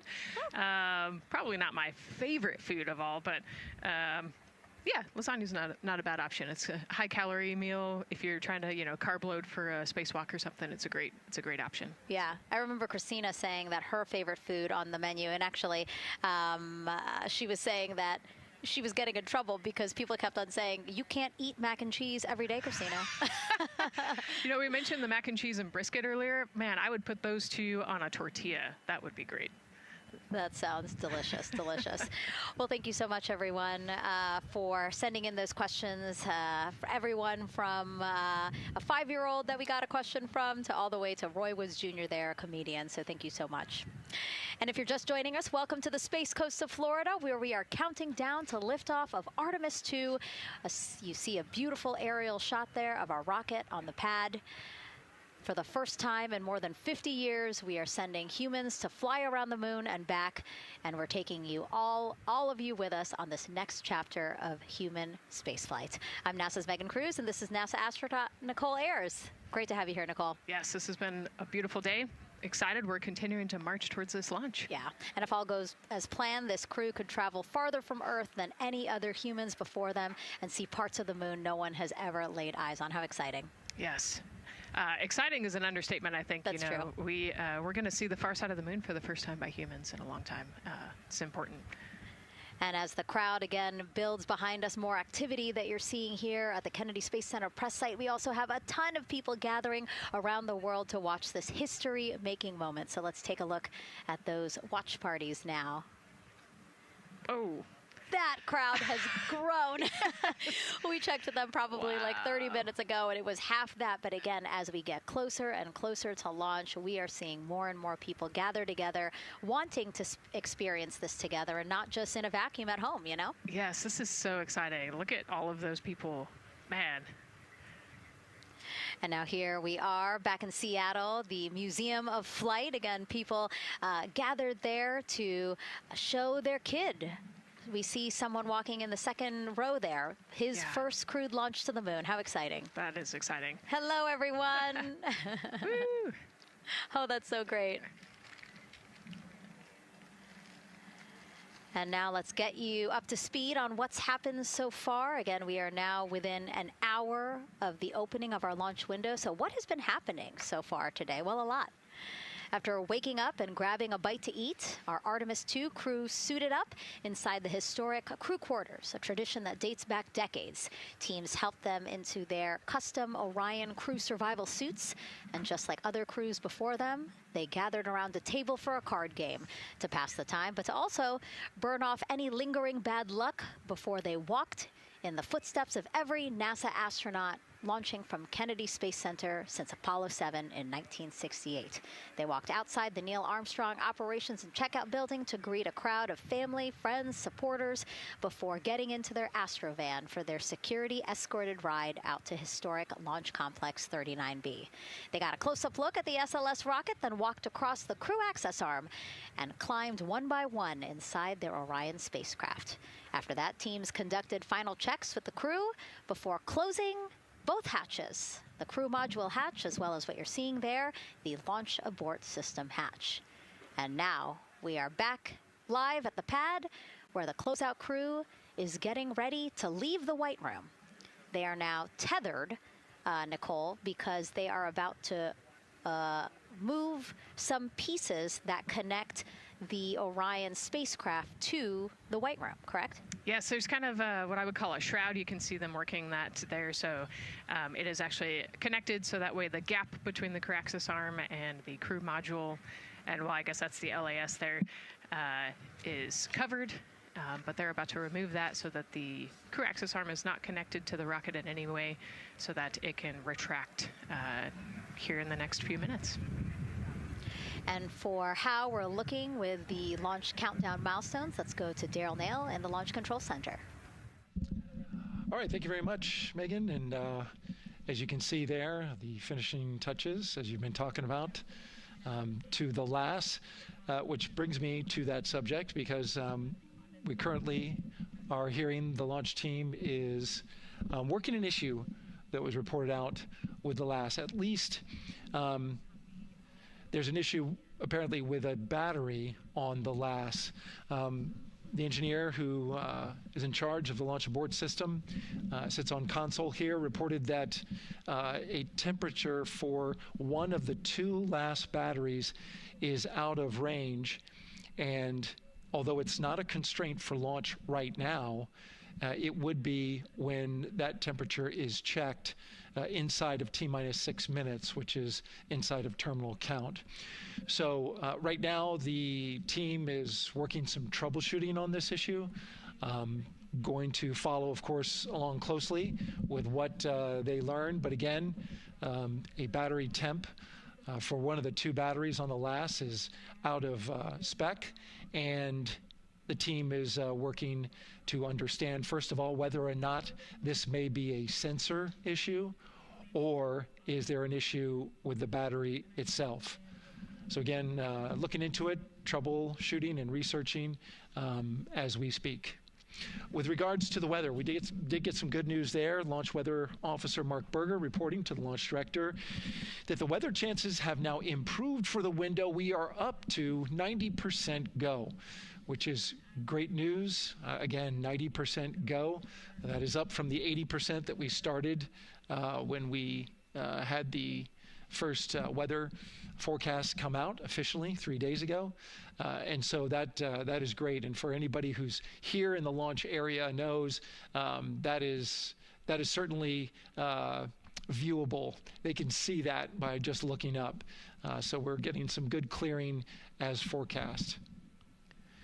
And then just a reminder for those people who are watching the launch from the nearby area that if you're watching on an internet-enabled device, just remember that there may be a little bit of a delay. Can't tell you how much of a delay, but since it's on an internet device, sometimes this broadcast might be a little behind what you're actually seeing. So just keep that in mind as you are watching. Don't wait to the last second to run outside if you're inside your RV or your camper or your house. That's the latest here from the firing room. Of course, we'll keep track of that last battery issue. We'll send it back now to Megan and Nicole at the host desk. 2 of them there had to be tethered to the inside of the white room, because obviously now we have detached the white room from the Orion spacecraft. Yes, that view is quite something. Yeah, spectacular. Yep. Oh, no, I'm sorry. I forgot. Nicole's scared of heights. An astronaut afraid of heights is actually not uncommon, as we've learned today. But yes, so obviously, again, things proceeding as we march closer to the opening of our 2-hour launch window at 6:24 p.m. Eastern Time. Again, the closeout crew just finishing up those last couple of things they have to do before leaving the white room and then leaving the pad, leaving only the 4 Artemis II crew members inside the spacecraft by themselves at the pad. Yeah, and then we'll be curious to follow the battery issue on the LAS as well. I think sometimes it's just a sensor issue, sometimes it's a battery issue. So hopefully they figure that out quickly. Mm-hmm. And so if we can take a shot of the crew inside the capsule, if one's available, why don't we talk a little bit more about each of them?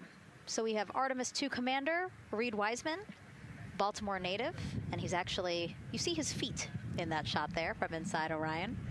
He's been in space once before as flight engineer for Expedition 41 aboard the International Space Station from May through November 2014.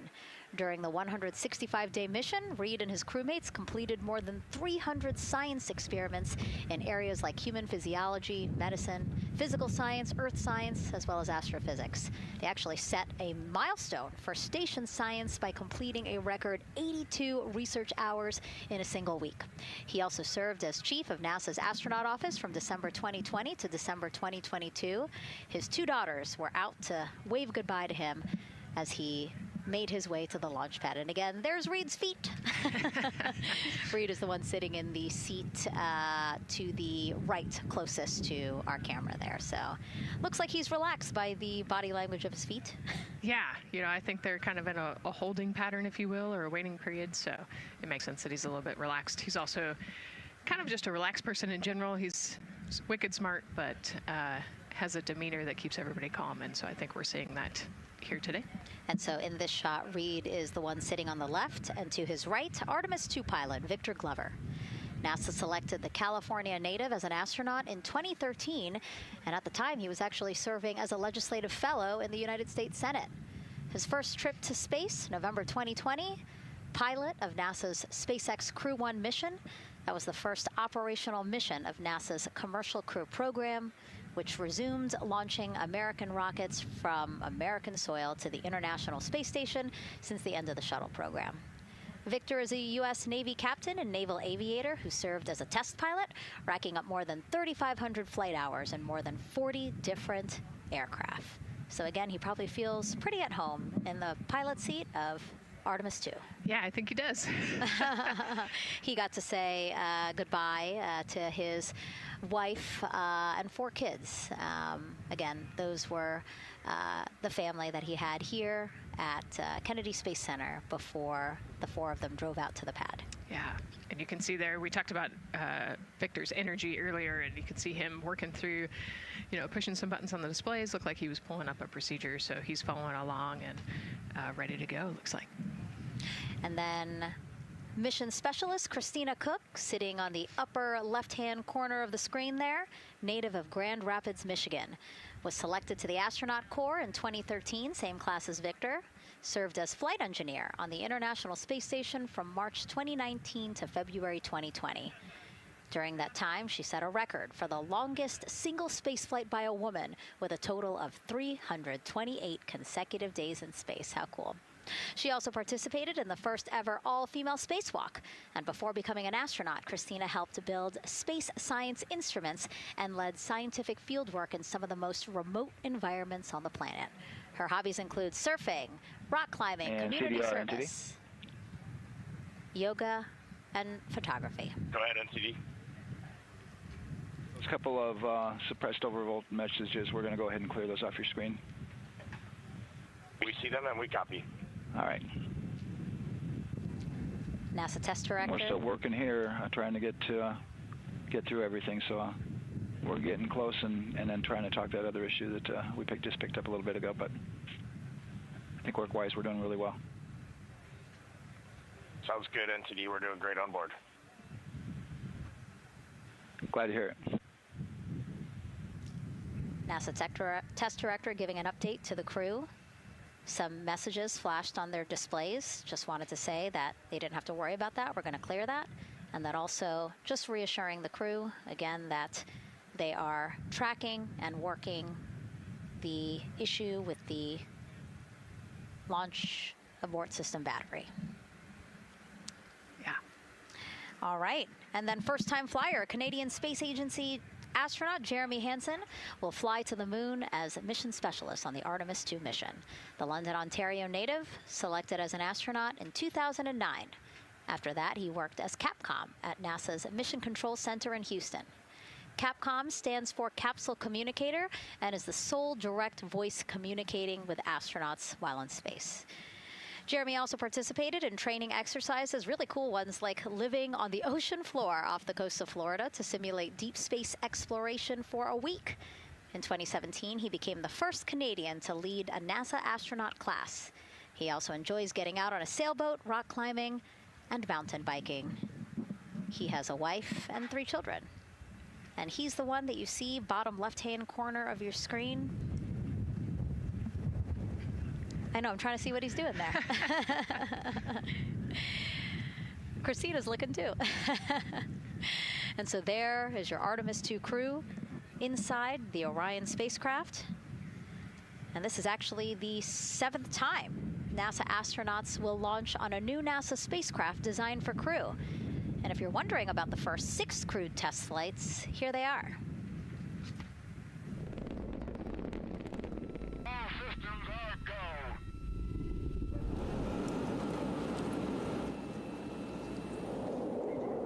Gemini 3, Gus Grissom, John Young, March 23, 1965. Apollo 7, Wally Schirra, Don Isley, Walt Cunningham, October 11, 1968. Space Transportation System, or STS-1, John Young, Robert Crippen, April 12, 1981. Then NASA's SpaceX Demo 2, Doug Hurley, Bob Behnken, May 30th, 2020, followed by NASA's Boeing crew flight tests for their historic. Butch Wilmore, Sonny Williams, June 5th, 2024. And now,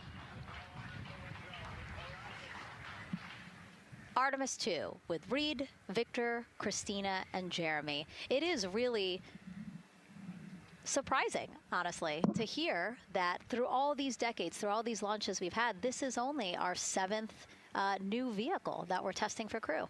Yeah, you know, we have so many different missions that we think about and we talk about, but really 7 vehicles that we've tested and that we're flying. You know, I like to think of spaceflight really as a permanent test, right? We have, you know, hundreds of missions or so.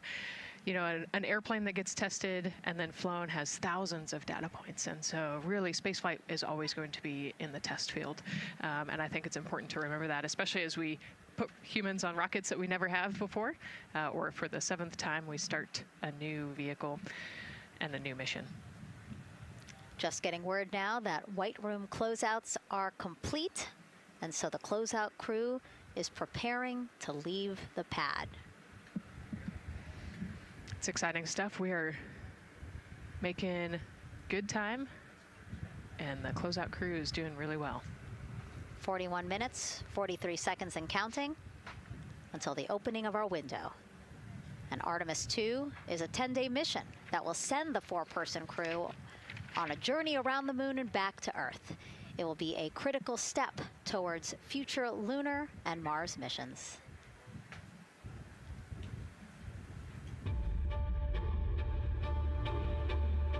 We're going back to the moon because it's the next step in our journey to Mars. We need to go explore the moon. There's vast regions of unexplored areas with the coldest, darkest places in our solar system. This is a test mission, and when we get off the planet, we might come right back home. We might spend 3 or 4 days around Earth. We might go to the moon. That's where we want to go, but it is a test mission, and we are ready for every scenario as we ride this amazing space launch system and the Orion spacecraft. But another reason we're going back to the moon is to fulfill NASA's mission, which is to explore the unknown in air and space, to innovate for the benefit of humanity, and to inspire the world through discovery. And when we succeed and when we accomplish the things that we set out to accomplish, that inspiration not only can set up new things to happen, but it also is a reminder in tough times that we're capable of doing great things when we work together. The thing I love about the moon is that it's not just a beacon for exploration and this platform of possibilities for incredible missions like this, but it has benefits. That's actually why we're racing towards it. Those benefits are really wide in nature. You have everything from innovation, technology development, not only for future missions going deeper into the solar system, but technologies that come back to Earth. You have inspiration, a whole generation of people starting this pipeline of STEM workers and manufacturers and operators that are excited to see what you can do when you work hard and you come together as a team. When I think about the 4 of us flying around the far side of the moon, seeing that Earth rise, taking images and video and sending them back to you, the feeling that I have inside is hope. We know that Artemis 2 is not the solution for humanity on planet Earth, but it is a contribution in the positive column. We hope that just for a moment that people will pause and say, wow, it's extraordinary when you look back upon the Earth with over 8 billion people, and you see this concrete example of what humanity can do, this extraordinary thing when we set big goals and CDR entity to achieve them.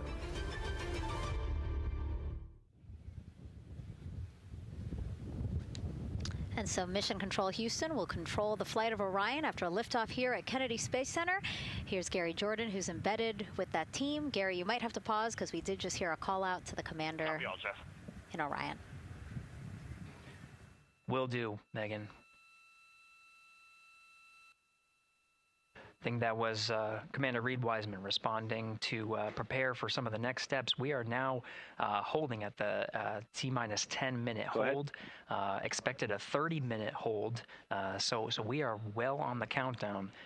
We are well on the timeline to meet this L-minus time and launch towards the beginning of the window, but continuing to track progress along the way. Again, I'm here with the Artemis 2 flight control teams in Mission Control Houston. The team in the room behind me has been monitoring the countdown and verifying their own mission-specific launch criteria of the Space Launch System, the Orion spacecraft integrity, and its crew. During the final poll before launch, if all looks good, From each of the flight controllers in this room, Flight Director Judd Freeling will report a go for launch from Houston Flight. Upon liftoff, teams here take control of the mission and communicate with the crew while they fly on the Space Launch System. This phase of flight is highly dynamic, and each console position has a dedicated and important role of looking after critical systems. You'll hear calls from Capcom and NASA astronaut Stan Love in this room to the Artemis II crew as milestones are reached during the more than 8 minutes of powered flight on the core stage. Liftoff and ascent are just the beginning. This room will be staffed around the clock over the next 10 days to oversee every moment of the mission through splashdown. Here from the Johnson Space Center, we'll be streaming the mission live 24/7 so anyone can follow the crew's journey, take peeks inside the spacecraft, and share the experience of a lunar flyby with astronauts looking down at the moon's surface. Teams here have been rehearsing tirelessly in simulations to throw every conceivable and inconceivable scenario their way. We are ready and eager to begin the Artemis II mission. Still milestones to come as we continue the countdown, but we'll be right back with you during the ascent phase of today's flight. With that, Megan, I will send it back over to you at the Space Coast. Thanks so much, Gary. Under 37 minutes until the opening of our 2-hour launch window, 6:24 p.m. Eastern. I've never been more excited for a time. But why don't we send it back over to Megan Carter with the Moon Board to learn more about what happens after ascent. Absolutely. I am definitely also getting excited. Things feel like they're starting to pick up a little pace here. A lot is about to happen within the first 10 minutes of launch, but what happens after those first 10 minutes? Let me take you over here to my mission map so we can kind of jump ahead and let me explain a few things. So, our main engine cutoff is going to stand for MECO, and that is essentially where the rocket's job is done, and it is then going to turn the propulsion duties over to our ICPS. That stands for Interim Cryogenic Propulsion Stage. Don't try and say that too many times fast, but the ICPS is going to be right here, and that's our in-space propulsion. About 50 minutes into, after about 50 minutes into launch, it is going to conduct that first burn, and that's going to be the perigee raise maneuver. Essentially what that is going to do is going to raise the spacecraft from a lowest point of Earth just a little bit higher into space, and then they are going to conduct that nice path. It's going to set them on that nice circular path around the Earth. That's when they're going to start to be able to really check out this spacecraft. The Orion spacecraft is going to be able to, like we've talked about, be maneuvered by the crew. They're going to check out those life support systems, and communication checkout's going to be vital at that point as well, obviously. Then they will be conducting that another burn, and that's going to raise them just a little bit higher again. And then they will, it'll be about time for the ICPS to separate, and they will start another lap around the Earth as well. Now, the ICPS, but even after it separates, its job will not be done because they will have the opportunity to conduct something called the Proximity Operations Demonstration. And this is going to be really important for our future lunar missions because the ICPS actually has a target on it, and the crew is going to have the opportunity to manually maneuver these spacecraft like we've mentioned and practice those docking maneuvers. Now, obviously, they will not be docking for this mission, but that is, again, going to be critical for those lunar missions in the future. Now, all right, after that ICPS has separated and they've done that second lap, they're going to conduct 2 more burns. And what these burns are going to do is set them up to the high enough orbit and a fast enough speed in order to conduct the translunar injection. This is going to be that critical moment and that critical milestone where they are going to produce about 6,000 pounds of thrust. And this is that point that is going to take them out of low Earth orbit into deep space, and it's going to set them on that nice path towards that lunar flyby. And I know we have talked a little bit about why this could be a record-breaking flyby and journey to the moon. And with that, I'm going to turn it back over to Megan so she can tell us just why. Yeah, she's talking about the distance record set by the Apollo 13 astronauts in 1970. They were 248,655 miles away from Earth, and this Artemis II crew might surpass that on flight day 6 when they fly around the moon by more than 4,000 miles. Yeah, it's a long ways. It's tough to fathom 250,000 miles from Earth, right? I mean, space, the space station is only 250 miles, and so we're going, I don't want to do the public math, but we're going much further than that. But you know, it's important, right? Because we want to get back to the moon. We want to see the surface. We want to see the far side of the moon. And the way we do that is by breaking distance records. Yeah, and the exact distance record depends on exactly when they launched, like the time, the day. So we'll learn more as we go into this 10-day mission with the Artemis 2 crew. But here we are, 32 minutes, 50 seconds and counting from the opening of our launch window. Feels really, really surreal here as more and more people come to gather on the press site lawn here at Kennedy Space Center. Why don't we take a look at this video that we have here? Some familiar faces who wanted to wish our Artemis 2 crew a safe journey. Reed, Victor, Christina, and Jeremy, you are the real deal. You're flying to the moon for all of us, and we are in awe. You're the true heroes. You are not just astronauts. You are pioneers, venturing deeper into the unknown. But you are not alone. We will be all cheering you on from planet Earth. Hey, I'm Victor Wembanyama, and I play basketball in the NBA. But I'm not only interested in shooting hoops. I'm also interested in shooting stars, dark matter, and all other types of astronomical phenomenon. And to the Artemis 2 astronauts who are shooting for the moon, I wish them good luck and Godspeed. Hi everybody, I'm Ryan Gosling and I play a biologist who goes to space to save the planet in the film Project Hail Mary. But the Artemis 2 astronauts are going to space for real, and they will travel farther from Earth than any humans in history. Sending all our best wishes to the Artemis 2 crew. I just want to say how proud I am of each of you and how inspired you make me. But it's not just about me. Your mission is going to inspire future generations of scientists, engineers, athletes, and dreamers to do something that they never thought possible. Hey, it's Roy Wood Jr., and I want to wish the Artemis 2 crew a happy and safe journey to the moon, well, around the moon. To go around, I know what you're doing. You got to look for a parking space. This is to go around the moon, make sure it's somewhere to park, and then you park journey.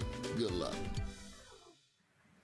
It's actually a really good way to explain what how this mission builds. Again, we are hoping to land astronauts on the surface of the moon in maybe 2 years. So yes, we are looking around the moon on this lunar flyby mission to see where we might park. Thank you, Roy Wood Jr.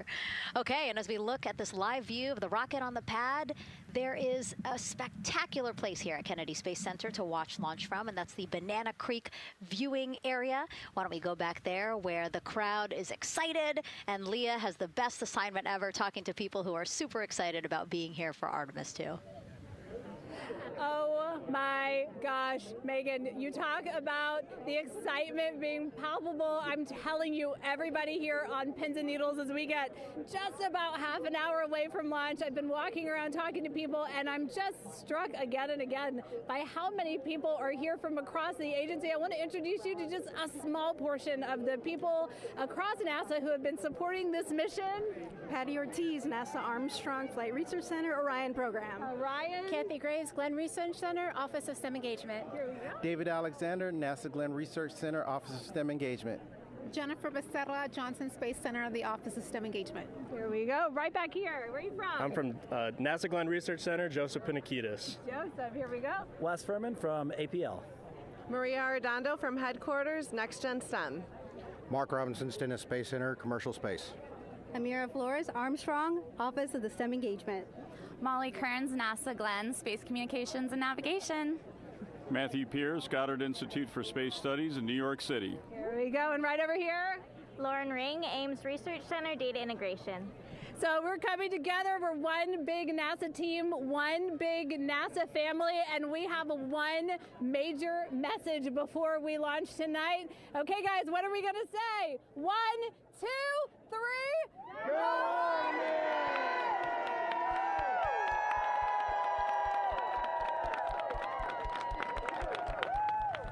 Oh my gosh, that made me so emotional. That was so inspiring to see. I mean, wow, yeah, that was great. I mean, just to hear everybody say their position, what they're doing to support this mission is amazing. And I'm sure this was something that really rang true and resonated with NASA's Administrator Jared Isaacman, again, to see the workforce come together to do the work and then to be here for launch. So why don't we actually go over to him now with our Jasmine Hopkins at one of our other viewing locations. All right, Megan, thank you so much. The energy here on the balcony is honestly becoming electric as we get so close to launch. And now we are thrilled to welcome NASA Administrator Jared Isaacman. Jared, we're really entering a golden age of exploration. How will Artemis 2 set the pace for the coming years? Well, I mean, Artemis 2 is the opening act, right? This is the test mission. This is getting very comfortable with the SLS rocket, the Orion spacecraft. No humans have ever flown on this before, right? And we're going to put it through its paces. We'll go into Earth orbit for a little bit, make sure Orion's doing okay, and then we are sending them, right? We're going to send them farther into space than any humans might have gone before, 250,000 miles away, and it's going to set up for the subsequent missions. That's why we're going into the golden age of science and discovery right now, because you're going to see a moon rocket launch in 2027 when we do our testing with the lander. We're going to go for the landing on Artemis 4 in 2028, and in parallel, we're going to build the moon base, right? And that is going to be filled with science discovery and tech demonstrations that's going to support the enduring presence we're trying to create on the surface. Absolutely. So honestly, history-making years ahead of us, you know, with Artemis 3 and 4. But first is Artemis 2. What will be our single greatest takeaway from this mission? Well, I'll tell you, I mean, after ignition, to me, the moment that I'm going to be most excited for is splashdown. There's no question about that. Good shoots coming down off the West Coast. But look, I think the takeaway from this is gaining extreme comfort in the Orion spacecraft, right? I mean, this is very different than what we've done for more than a half century, right? I mean, the velocities that spacecraft is going to re-enter at, it's going to be new territory for us. We want to get our arms around that completely. So I would say the performance of SLS plus Orion is everything on this one. We want to make sure we do it in as a safe way as we possibly can, understanding what we are undertaking right here, bring our crew back, learn as much we can from the vehicle, set up for Artemis 3 in 2027. Right. And Administrator, we've actually had a pretty young audience today here, some kids running around the balcony. How do you hope Artemis 2 inspires that next generation? You know, I talk about this all the time. Like, you know, one of our overarching KPIs that we should always be tracking is the number of people living and working in space. Well, you know what's another strong number 2 on that one? It's the number of kids that are dressing up as astronauts for Halloween, so that they grow up, that they're inspired to want to join in this grand endeavor, whether they come work with us here at NASA or they join in industry, but they're helping humankind venture out farther, pursue all the secrets of the universe. Yeah, I think we'll see a lot of kids dressed as astronauts this year. And finally, Jared, you've really made it a personal mission to get to know the people behind the work at NASA. Do you have any final thoughts, any final words before today's history-making launch? Yeah, well, one, I want to express a lot of appreciation. I'll tell you what, the 4 astronauts on top of Artemis 2 know this. It takes an army to pull a mission together like this, right? Across all 10 of our centers, all of our commercial partners, the international partners that come together to make this possible. My sincere appreciation for everyone who is currently working the mission right now, so getting them ready for launch, that will be watching over them in mission control, recovering this crew when they splash down off the West Coast. I have complete trust and confidence in your abilities. And everybody else who's not directly working on Artemis 2, Artemis 3 is coming up next year. When this mobile launcher gets back in the VAB, we're going to start stacking. Wow, plenty of excitement ahead of us. Jared Isaacman, thank you so much for being here. Thank you. Thanks for being here. Of course. All right. And with that, let's get back to the countdown with NASA's Megan Cruz. Under 25 minutes and counting from the opening of our 2-hour launch window, and take a look at all these people behind us. I literally, every moment I turn around and I see the clock, I am like, oh, wow. Oh, wow. There are more people and less time. Yes, exactly, which is a great problem to have. Yes. Now, this first crewed test flight of NASA's Artemis program coincides with the 250th anniversary of our country's founders signing the Declaration of Independence. Exploration is a part of America's DNA, and it continues now with our return to the moon. 250 years ago, 13 colonies laid the foundation for the greatest and most enduring democracy in the history of the world. One driven by courage, faith, and freedom. From that moment, we became a nation defined not by where we stood, but by how far we were willing to go. We conquered vast frontiers, invented tools that shaped a modern world. We found light in the dark, and we rose from the earth. Faster, higher, farther. We pushed beyond the sky and into the unknown. We carried our courage into the cosmos, and we planted the American flag on the moon, the defining achievement of American superiority in space.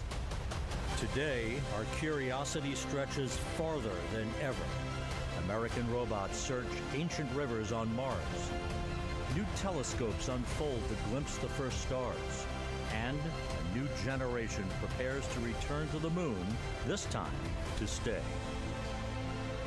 For 250 years, America has carried the light of humanity forward. But American exceptionalism isn't inherited, it's earned. Our greatness comes not only from what we've done, but what we're still determined to discover. Because in every era, across every horizon, America is at its best when it's reaching for something greater. America celebrates 250 years, and we are leading the world into the future. "22 minutes, 15 seconds and counting from Artemis 2, NASA's boldest test flight in a generation. The crew has said this often, that they hope it inspires children around the world. And recently, a group of kids here at Kennedy Space Center got a surprise of a lifetime while watching that rocket roll to the launch pad. So tell me what color it is.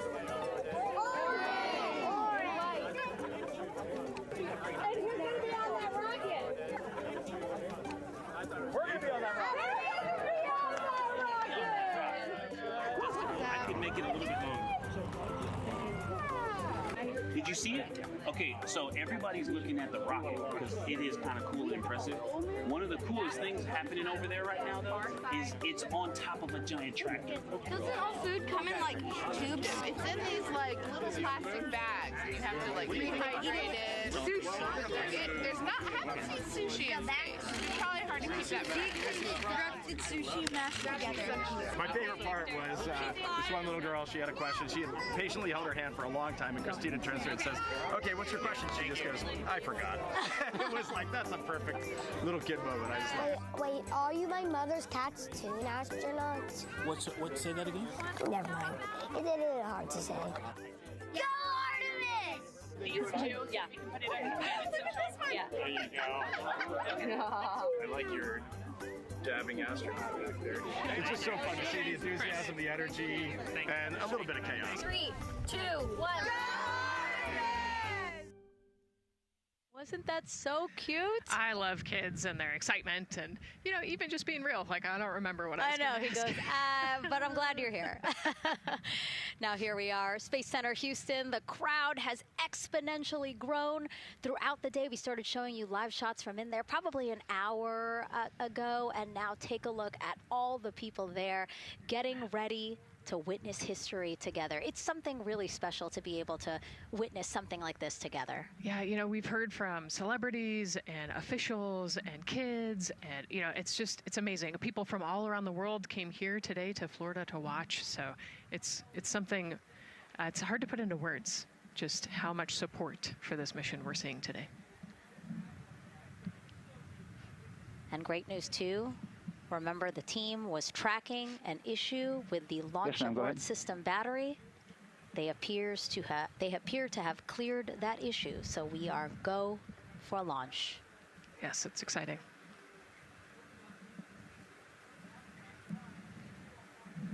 U.S. Space and Rocket Center here, Huntsville, Alabama, waving to the Artemis 2 crew sitting right there inside Orion. Inside of 20 minutes from the opening of our launch window, and right now we are targeting the top of that launch window, so we could be launching here in about 19 minutes, Nicole. Wow, I don't know if I expected this today. I'm excited, and, you know, I'm glad they were able to clear the problem with the battery on the LAS, and everything has gone really smoothly today. It's been great. The weather cleared up. It's a beautiful day for a launch. And so now, as we are so close to possibly launch now, just what are your final thoughts as we are about to embark on a mission back to the moon, the first time in more than 50 years? Yeah, you know, just so proud of the crew and all of the teams here on the ground that made this happen. You know, they are carrying the torch from the Apollo era into the Artemis era.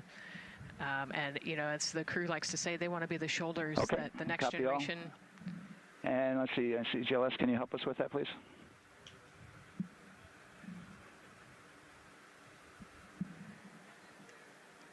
They want to be the crew wants to be the shoulders that the next generation can climb on. 001. You know, I think it's in their patch. We're going for all. It's in the name of their capsule, integrity, representing humility and the professionalism of everyone that got them there today. So proud of them. We love them. We're excited for them. And we cannot wait to see what they see.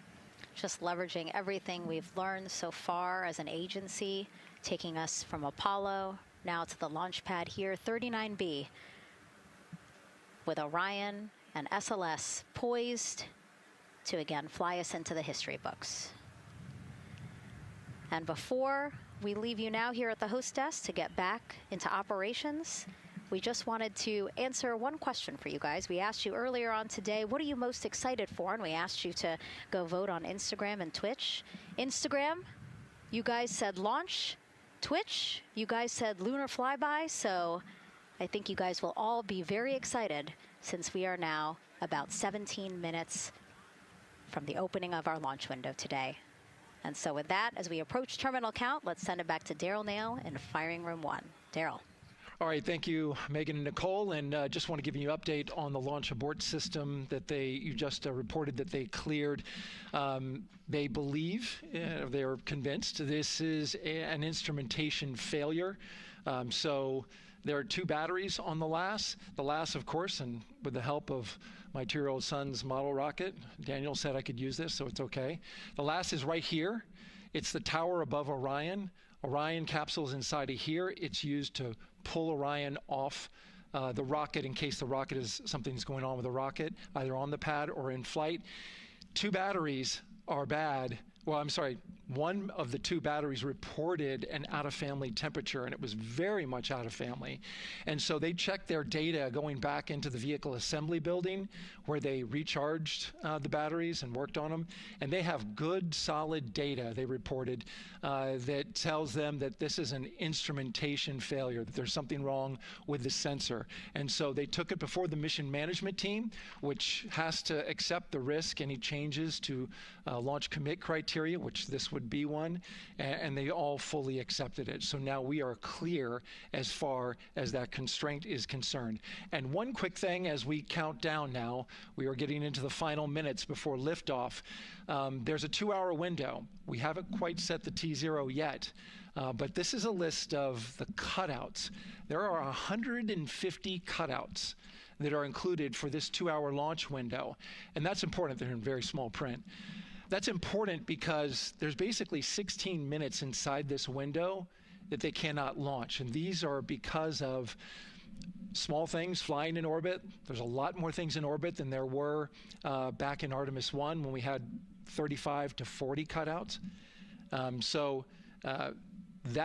For that reason, because of these 156 cutouts, they're going to be managing the launch window as we go forward. So they may have to wait out one of these cutouts. They range in time between 2 seconds to 23 seconds, but you'll hear the NASA test director talk through that. We're getting ready to merge that loop from NASA test director Jeff Spaulding.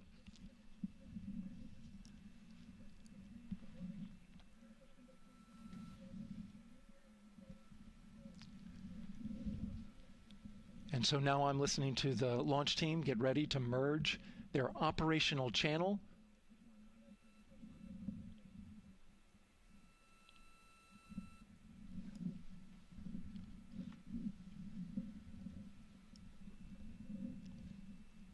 We're now entering one of the most consequential phases of launch day, and that's terminal count, the final 10 minutes. And OTC, NTD on 212 for comm check. Good comm. How me? I hear the same. STC? GTC? GTC is on 212. All right, copy that. NASA Test Director Jeff Spaulding confirming communications with his team.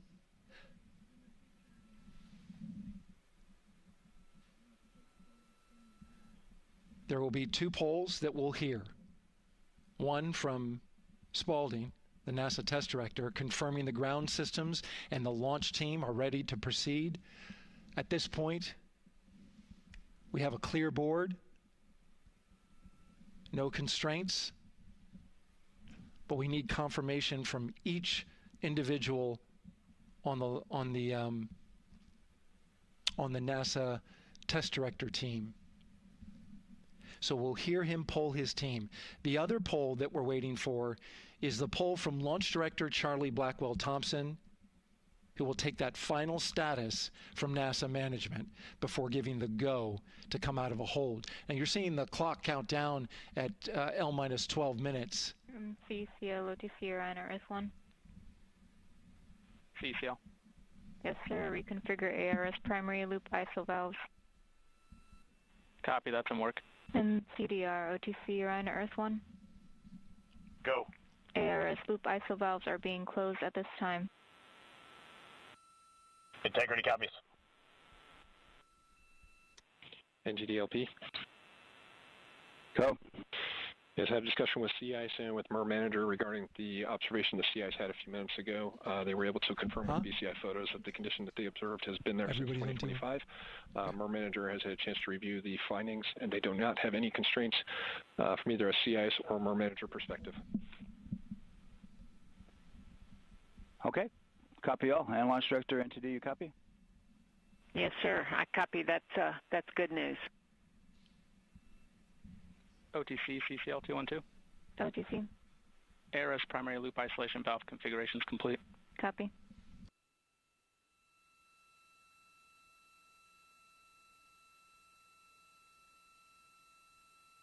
And CGLS NTD, cancel pending, please. GLS copies, and that's complete. All right, and for all personnel, we got a little bit more work to do before we pick up the clock, and we're about a little over a minute from getting to T-minus 10 minutes, but we've canceled the resume time there, and then we'll pick it up after we get through all of our work and anything else that we need to do to get through the remainder of counts. So we'll continue working that to get to our T0 today. So when we get to about 50 seconds from now, we'll extend that hold. CVSE OTC. CVSE. 400-290, looking to verify that we are configured for ascent. Yep, give me about 2 more minutes. I'm going to start CMA2 streaming. Copy. NTD, COSE, hold requested. Copy that. I have an LCC violation of O-CT-004, S-band transponder anomaly. This was a transient LCC violation, so transponder 1 had a demodulated SNR estimate that went down to 2 dBm when it should have been between 10 and 13. It is now back up to 12, but we did lose that for just a moment. It does not appear that we lost our bit sync or carrier lock, which would be indicative that we lost our lock with the vehicle. So at this point, recommendation would still be go. However, we do have a pre-planned contingency procedure if we want to look at that. But again, this is transient, so we're back in a nominal range. All right, let's see, LPE NTD. Yeah, we're not seeing that hit. So I guess the question for COSE, was that less than 3 samples? Was that below our persistence? Stand by, let me look. It did look like it did persist for several seconds on mine, but let me take a look at the number of samples.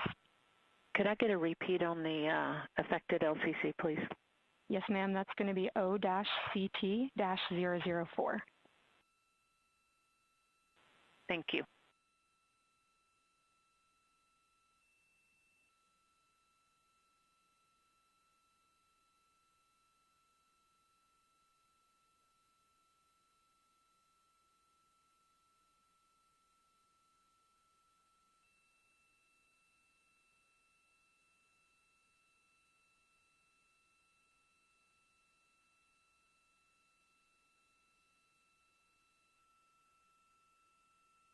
Yeah, us taking a look at the data right here, looks like that was a single sample. Yeah, copy that. RFTS does report that they also lost lock for about 5 seconds. So I would love to ask KUS and see if they also lost lock with the vehicle for any extended amount of period.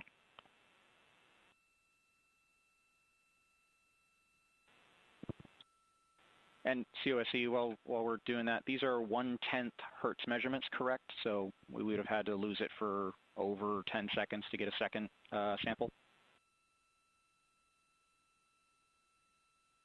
Yes, sir, that's correct. It is 1/10 hertz. Yeah, so from our perspective, the allowance is effectively up to 30 seconds, up to 3 samples based on the 1/10 hertz. This is not an LCC violation, I believe. Yes, sir, I would agree with that at this point. Copy that. We're checking with KUS on 232. I don't think they have 212 access. We're trying to verify, but it sounds like they have a loss of lock as well. About 2 seconds. Okay. And I guess for both KUS and COSE, do we have lock now? That's affirmed. We do have lock for COSE.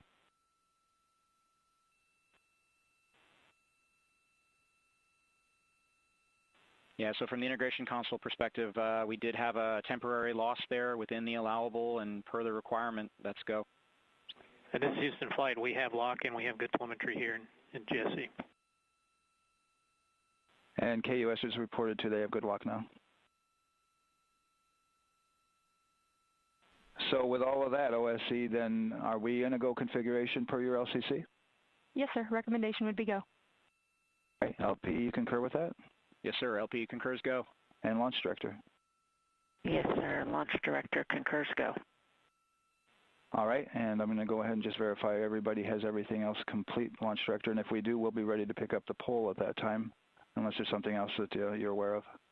No, sir. Let's verify all our work is complete, and I would like one last check of our constraints list. All right, let's see. OTC, are you still waiting for ComConfig, or are you complete? That is affirmed, sir. Okay, yeah, is that your only open item? Yeah, OTC, this is CVSC. That 400 step 290 is complete. Copy. Okay, so OTC, you're complete with all of your work? That's affirmed. All right, copy that. STC? STC is complete. And GTC? GTC is complete. Okay, excellent. All right, and LPE, just want to verify we have no open constraints at this time. No open constraints. We have a clear board, sir. Okay, tracking the same here. And Launch Director, with that, we are clear and ready to pick up the launch readiness poll with your go. All right, sir. I am go for the poll. All right. And for all personnel, this is the NTD conducting the Artemis II launch readiness check. Verify ready to resume count and go for launch. OTC. OTC is go. STC. STC is go. GTC. C's go. MCO. CO's go. Safety Console. The Safety Console is go. LPE. LPE's go. RTD. RTD's go. Houston Flight. Houston Flight is go. ROC. ROC is go. And CDR.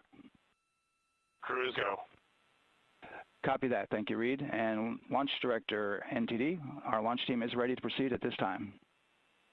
All right, NTD, I copy all. At this time, I'll perform my poll. Attention on that. This is the Launch Director performing the final poll for launch, verifying no constraints, and go for launch. EGS, Program Chief Engineer. Artemis Chief Engineers are go. Copy, thank you. EGS, Chief Safety Officer. The Artemis CSOs are go. Copy, thank you. Range Weather. Launch weather is go. Thank you, LWO. And Artemis MMT Chair. MMTs go. Thank you, John. And Integrity Launch Director. Good air voice, Charlie. PLT. Thank you, Charlie. This is Victor. We are going for our families. MS1. This is Christina. We are going for our teammates. MS2. This is Jeremy. We are going for all humanity. All right, Charlie, your Artemis II crew is go for launch. Full send. I copy that. Reed, Victor, Christina, and Jeremy. On this historic mission, you take with you the heart of this Artemis team, the daring spirit of the American people and our partners across the globe, and the hopes and dreams of a new generation. Good luck. Godspeed, Artemis 2. Let's go.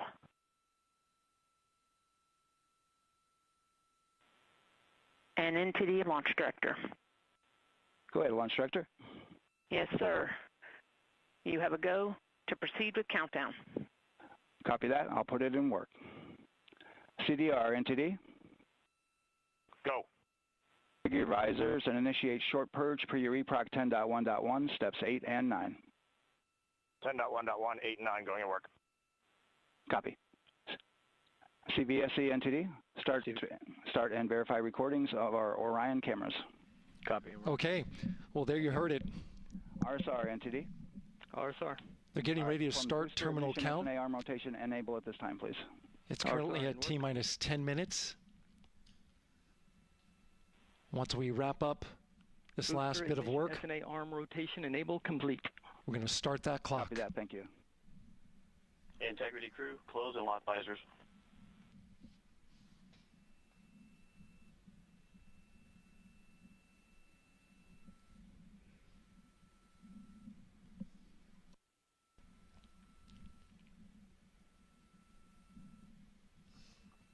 You heard an issue, worked in real time with telemetry lock on the Orion. It was transitory. It was very short. They checked the data, confirmed that they had a good lock. This was with the S-band transmitter on the Orion. Worked through that issue, looked at the data, and cleared it. All with the world watching. Impressive work by the launch team. So we have a 2-hour window, which starts in just a few minutes at 6:24 p.m. Eastern Time and goes until 8:24 p.m. Eastern Time. And ECL NTD will be waiting for your verification on the short purge. ECL copies. And for all personnel, once we get that short purge verification, we'll verify that we are clear to go, and then we'll proceed with the terminal count.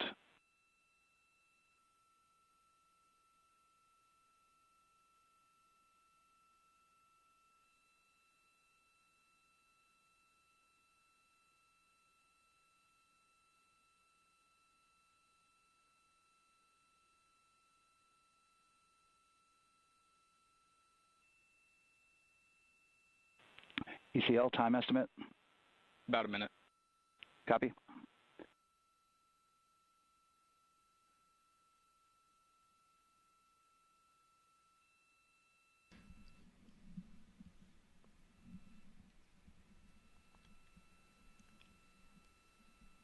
So we're going into the launch window, but not by much, it looks like. Just wrapping up some final work.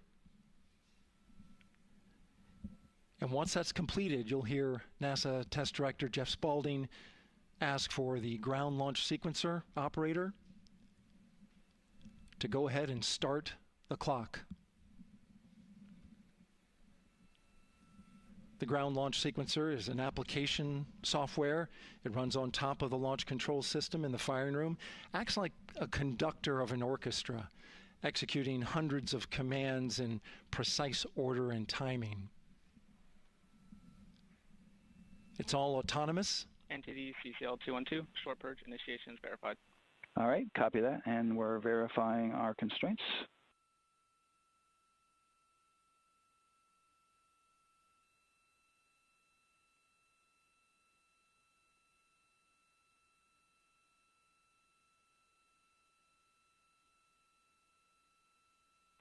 All right, and we're clear from cutouts. And with that, we're going to resume the clock momentarily. And CGLS, you can resume the clock on your mark. GLS copies. 3, 2, 1, mark. GLS mainline has been initiated. T-minus 10 minutes and counting.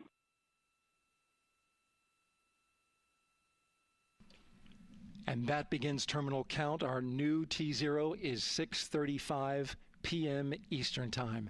6:35 p.m. Eastern Time. We are now counting down to liftoff of Artemis 2.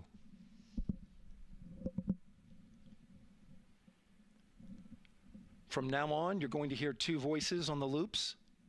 If everything goes nominally, NASA Test Director Jeff Spaulding, who's directly managing the launch team, and Alex Bendelos, the GLS operator who closely monitors the software. He has the ability to stop and restart the countdown.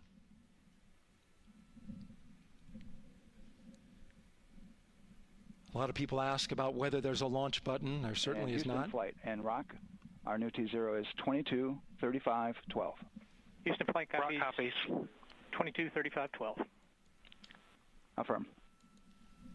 There you heard confirmation of the exact T0, 6:35 and 12 seconds p.m. Eastern Time.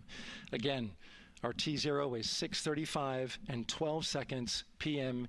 Eastern Time. But as I was saying, there's no launch button. This is autonomous. But there is a button that keeps you from launching, and that button allows the GLS operator to pause the countdown outside of terminal count and during terminal count and submit a hold to the next holding point. So the clock won't stop right away. If there's an issue, we'll go to the next stable holding point. This is how GLS configures the rocket and ground systems to a stable point where they can stop the countdown if that's needed. But right now, we are counting down. Our next big milestone, looking to retract the crew access arm. GLS is go for crew access arm retract. And there you see the crew access arm moving away.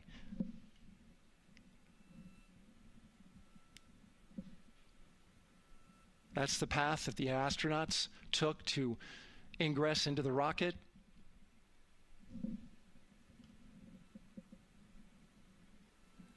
Until this point, that was their way off the pad if they needed to evacuate.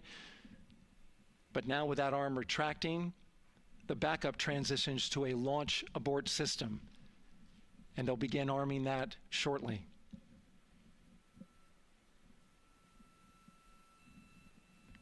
Of course, the launch abort system, great shot there of the crew access arm retracting away. The launch abort system is the tower at the top, and that's what would pull Orion and its crew off the top of the rocket in case of an emergency, whether it's on the ground or in flight. This is critical safety hardware that protects the lives of the astronauts.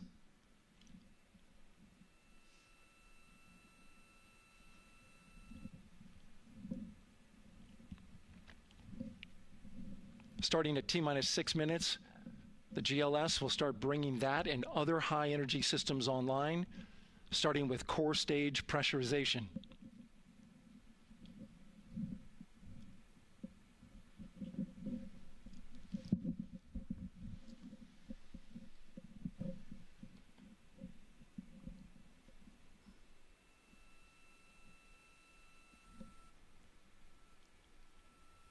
Weather is 90% go. The range is go. All systems are go.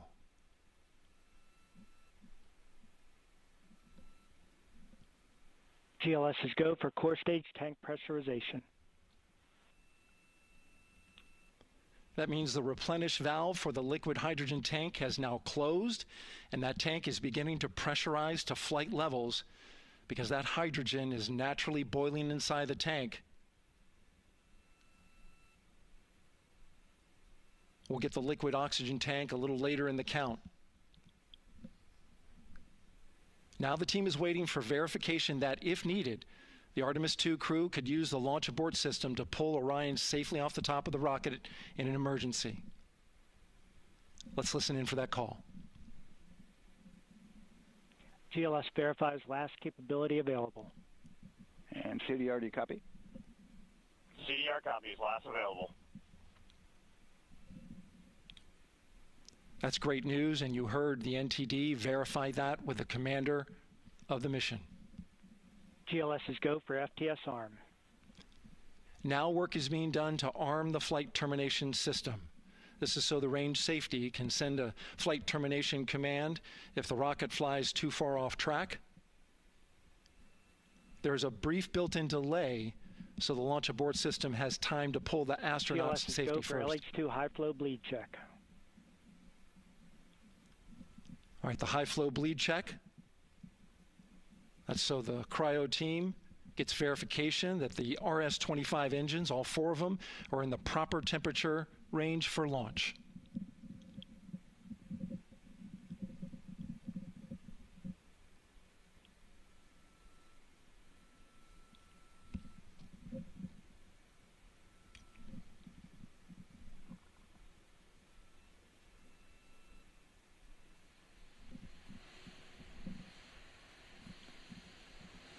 GLS's go for core stage APU start. Core stage APUs start. Those are auxiliary power units, high-speed turbines which provide pressure to hydraulic pumps that steer the RS-25 engines. We're going to see a gimbal test a little later at T-minus 2 minutes and 30 seconds. This is what allows that to happen.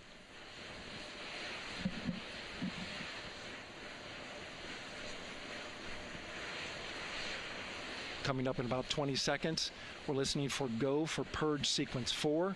That's a helium purge of the 4 core stage engines downstream of the propellant valve. This gets all the air and moisture out of there.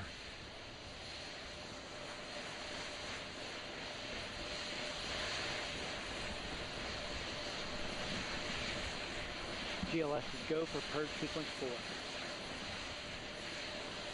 4. Moving through the milestones. All is looking good.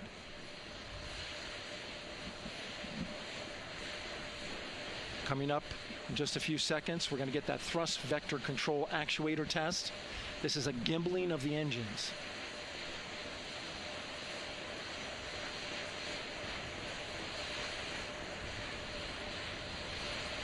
There are the 4 RS-25s, 3 of them shuttle heritage, 1 of them built from shuttle parts. And there you see them moving.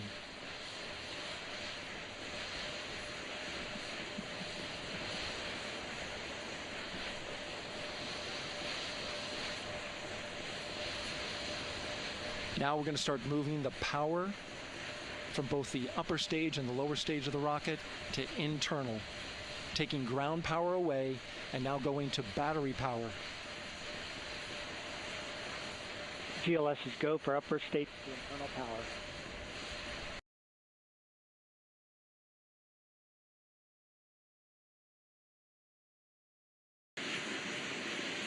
All right, power is removed from the rocket's upper stage, the ICPS, and it's been switched to battery. Same milestone for the lower core stage coming up at T-minus 1 minute and 30 seconds. Right now, the 4-person Artemis II crew is 248,000 miles away from the moon. And if all goes well, they will fly by it in 6 days. GLS's go for core stage to internal power. All right, there's the rocket's core stage, which houses 3 flight computers, is now on its own power. There's no more hold time because there's no more margin on these batteries.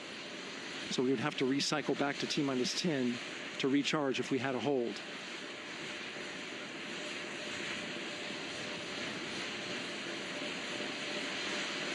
One minute. Right now, the rocket does not know what the T0 is, but coming up at T-minus 33 seconds, control shifts from the ground launch sequencer to the rocket's onboard autonomous launch sequencer, or ALS. The rocket will count itself down, but honor any holds that could come from the ground. Now, shortly after liftoff, Houston will take control of the rocket, and my colleague Gary Jordan will take over commentary. GLS's go for ALS. Great call out. The rocket is on its own. 4 brave explorers ready to ride the most powerful rocket NASA has ever launched. Sound suppression water is flowing. 15. And here we go.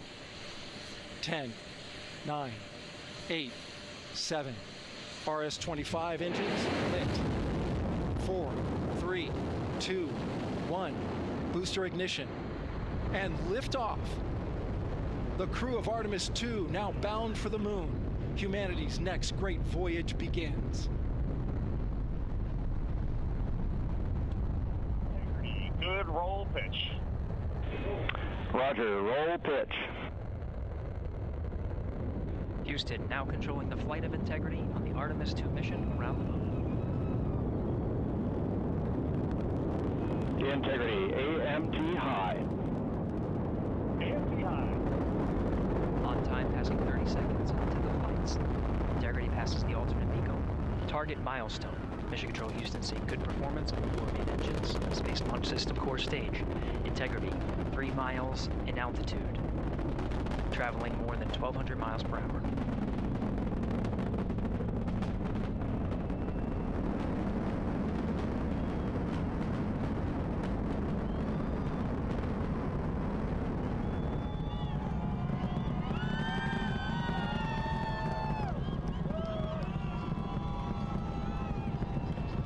Mission elapsed time, passing 1 minute, approaching max Q. On, Ponce de Leon. Stan, we have you loud and clear on Ponce de Leon. Have you the same.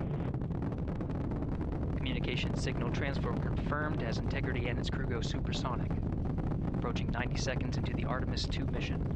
Integrity is 14 miles in altitude, 8 miles downrange, traveling more than 2,600 miles per hour.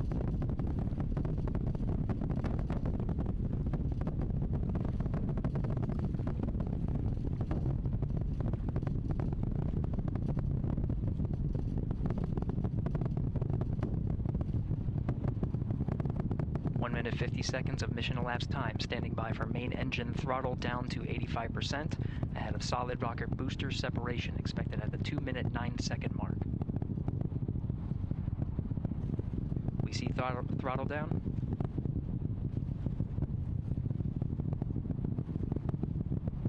Confirmed separation. Main engine's throttling up, guidance converged.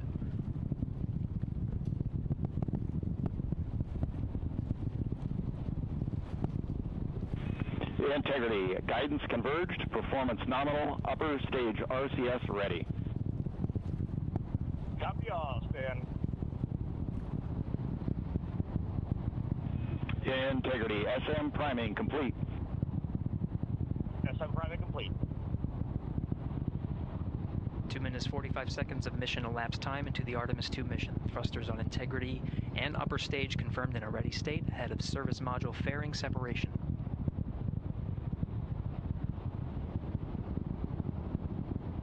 3 minutes into the flight. Integrity, 49 miles in altitude, 78 miles downrange, now passing 5,000 miles per hour.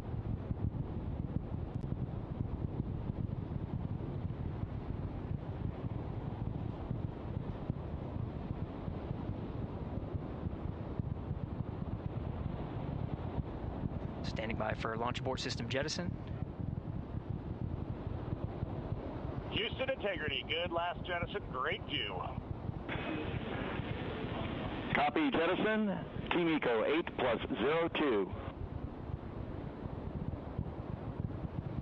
We see the same on board, Stan. And Houston has you loud and clear on Tidris at the Carmen line. Outstanding, Stan, we have you the same. 3 minutes 50 seconds into the flight of Artemis 2, Wiseman, Glover, Cook, and Hansen cross the boundary to space with good comm checks. GPS signals acquired after last jettison now working on internal checks to verify accuracy. Flight Dynamics Officer analyzed the time of main engine cutoff, confirmed at 8 minutes 2 seconds, time of MECO.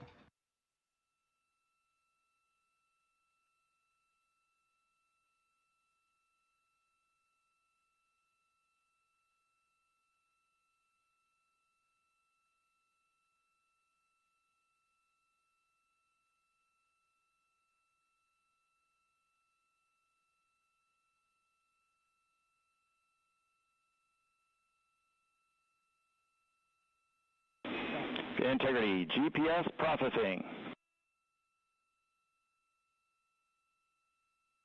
Outstanding, Stan. We see the same, and we have a beautiful moonrise. We're headed right at it.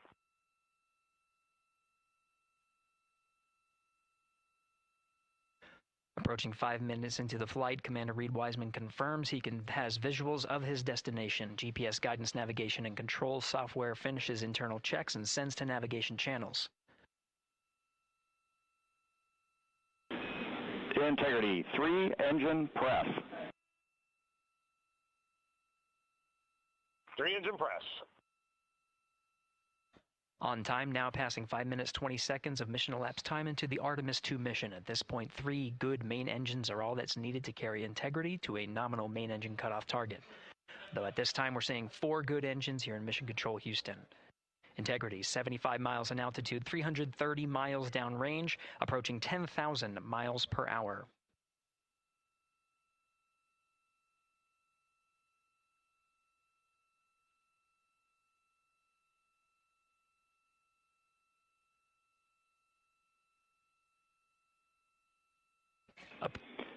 Integrity, looking good at 6 minutes. Same on board, Stan. Good trajectory and engine performance. Booster officer will soon report the shutdown plan to Flight Director Judd Friedling, expected at the 7-minute mark. Integrity, 78 miles in altitude, 460 miles downrange. Integrity, expect nominal shutdown. Integrity copies nominal shutdown.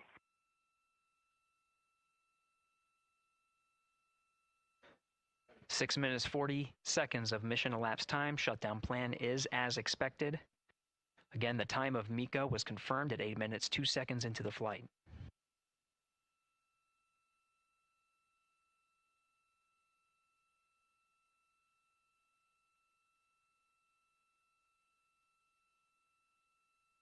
Seven minutes of mission elapsed time. Throttling down as we approach the abort once around option. Milestone at the 7-minute 30-second mark. Now 84 miles in altitude, 650 miles downrange, traveling more than 15,000 miles per hour. Integrity, AOA open. AOA open.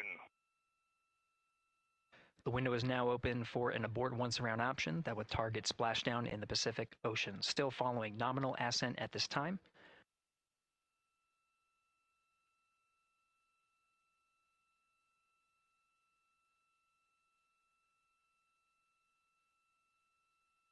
About 10 seconds remaining until the main engine cutoff of the Space Launch System core stage. Standing by for confirmation of MECO and core stage separation.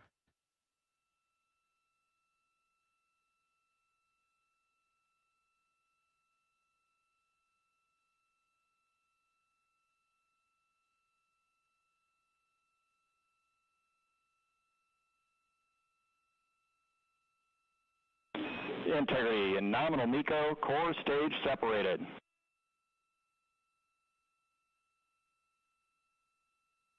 We see the same on board, Stan.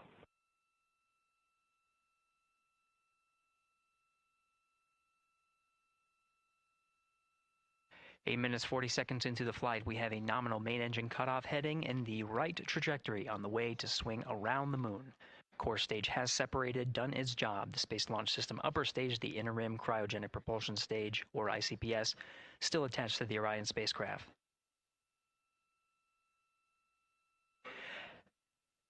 Nine minutes of mission elapsed time. Integrity crew of Reed Wiseman, Victor Glover, Christina Cook, and Jeremy Hansen now in orbit around the Earth at the beginning of their journey to the moon.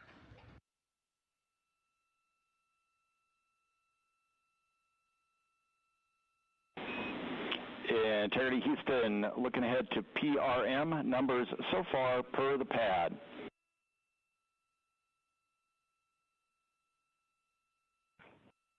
Copy that, Stan. Numbers for the pad.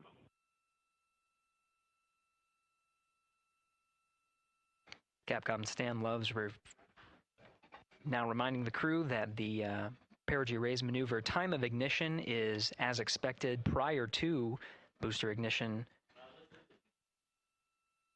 That time being 49 minutes, 50 seconds of mission elapsed time.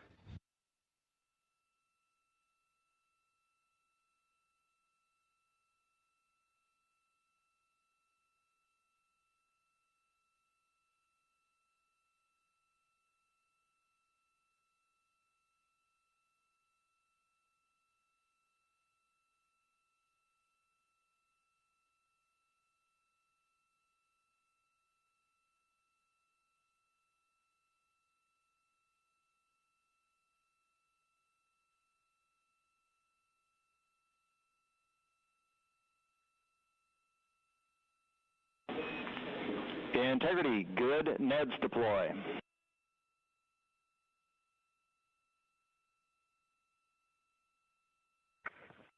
Copy that, Stan. Good, Neds.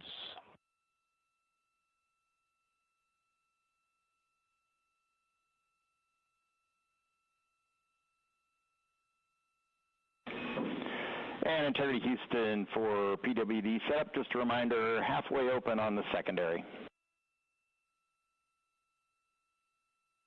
We copy that, Stan. Halfway open.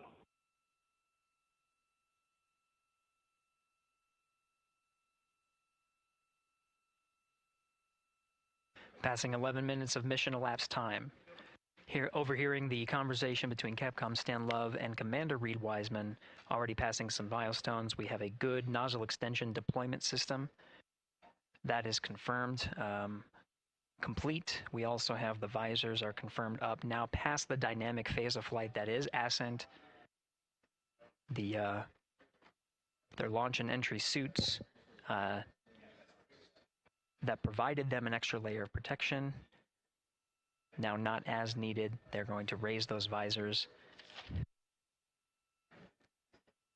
And later in today's mission, they will begin to egress or get out of the suits to begin some of their initial tasks of activating some of the systems aboard in the Integrity spacecraft. It's passing 12 minutes of mission elapsed time. Again, the perigee raise maneuver that's targeted near 50 minutes of mission elapsed time, 49 minutes, 50 seconds.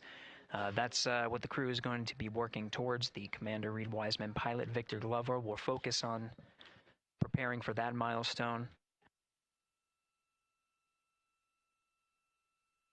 In the meantime, mission specialist Christina Cook and Jeremy Hansen will start some of the activation of environmental control life support systems. You may hear confirmation of their activation over the Orion to Earth communication network.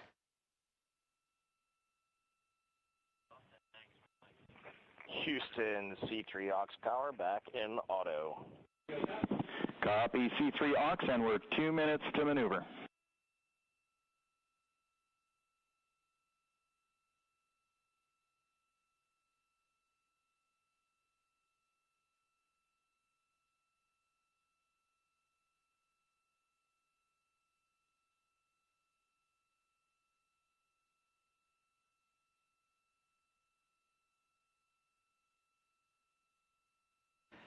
"13 minutes and 30 seconds of mission elapsed time. We're going to continue to follow the crew of the Artemis 2 mission. They are beginning their journey around the moon to verify the systems that will take us to its surface. An incredible ascent. Artemis 2 is underway. Reed Wiseman, Victor Glover, Christina Cook, and Jeremy Hansen begin their journey to the moon. Still milestones to come up as we await solar array deploy and the critical burns that will get Integrity into high Earth orbit around the Earth before engines are fired to get us around the moon. We'll keep tabs on Integrity and its crew from here in Mission Control Houston. But for now, we're going to send it back to you, Megan and Nicole at the Kennedy Space Center. Very jealous to hear how the launch experience was over on the Space Coast. Yeah, Gary, if people are just joining us, welcome back to the Space Coast, where we just saw Artemis 2 lift off 14 minutes ago. And wow, what an amazing launch, and an emotional one, too. As soon as the rocket lifted off, Nicole, you had tears in your eyes, I had tears in my eyes, and we had all these people around us cheering. It was amazing. Yeah, the energy was wonderful. I mean, it was a beautiful launch. You know, we've got 4 friends and family members headed to the moon. It's pretty amazing. Yeah, how does that make you feel as someone who, you know, is an astronaut as well, but also, as you said, friends? Yeah, so proud of them. You know, man, we don't have the words in the English language to describe this kind of an event, and pride, love, so many emotions. You know, they are truly breaking some barriers, and hopefully, you know, as Gary just said, they've got a long day ahead of them, so wishing them well on everything, but so far, what a beautiful launch to watch. Yeah, to be returning to the lunar orbit in more than 50 years.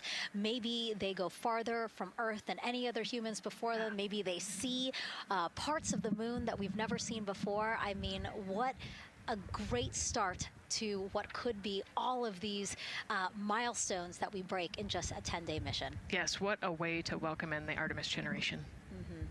Yeah, how do you feel? I mean, we saw some beautiful shots we were covering of course, the rocket, of course, the Earth falling away as we continued up into our ascents, but also some of those crowd shots where we saw young and old, just emotional, overcome by this history-making moment. Man, we are going back to the moon for all, and we saw that today. We saw that in all the crowds. And yeah, you guys just saw that view, the sunrise or sunset, I guess. They just made it over the crest of the Earth, and you could see the sun peeking over. One of my favorite views from space, and I can't imagine what they're looking at now, and I can't wait to see what they're looking at in about 5 or 6 days. Yeah, and I know a lot of people are like, you know what, I'm surprised this launched on the first try, because we know, like any little thing, we have to be keeping safety in mind, and we want to make sure we're ready to go, but we were ready to go, and I think it surprised a lot of people.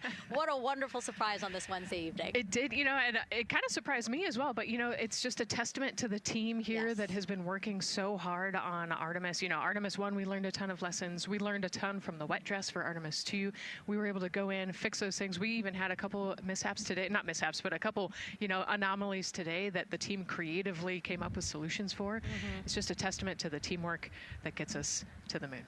And so we can continue to watch Christina, Reed, Victor, and Jeremy on their way now to the moon in Earth's orbit and awaiting the next in-flight milestones, deploying Orion's solar arrays. So why don't we get back in with Mission Control and Gary. Hey, thank you, Megan. Again, we're following along in the action. It is a long day. They have a number of procedures they need to get to immediately in their timeline. And Integrity Houston, cross-tie is on board per the ETSI-DEM. We copy Houston. Thank you.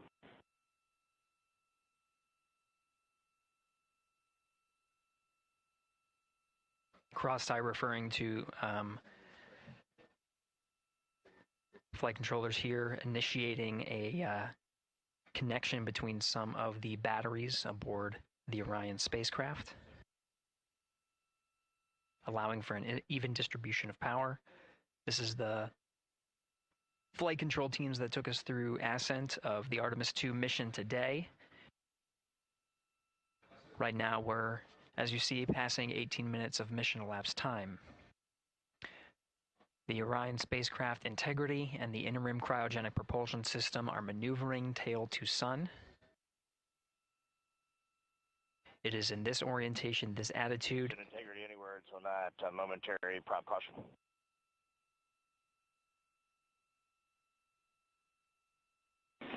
And Reed, no action, we're looking at it.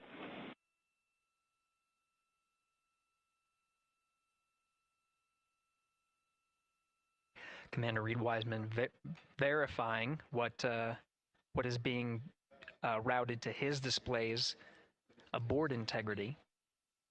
Propulsion engineer confirming that no action is needed at this time. They're pressing through with their nominal procedures to prepare for the perigee raise maneuver. And of course the solar array wing deploy ahead of that. The solar wing deploy is a critical milestone. We'll continue to have our coverage follow the mission until that deployment.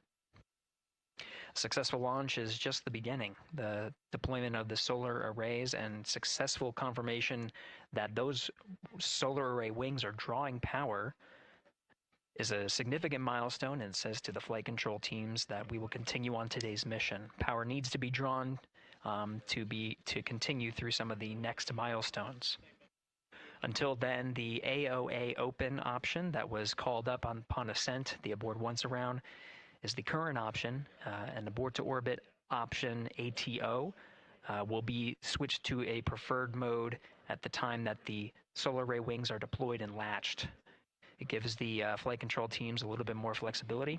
Integrity Houston, update on TDRS handover for your pad.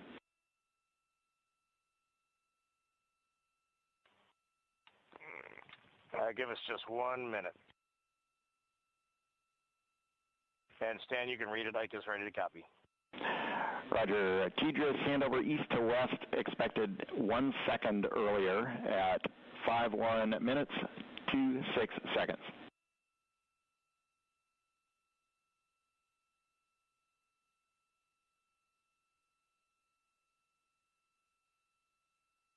All right, Stan, we copy 1 second earlier for 5126 Tejas east to west, and saws are starting to deploy. Thermal knives are firing. We concur. Thanks for the report.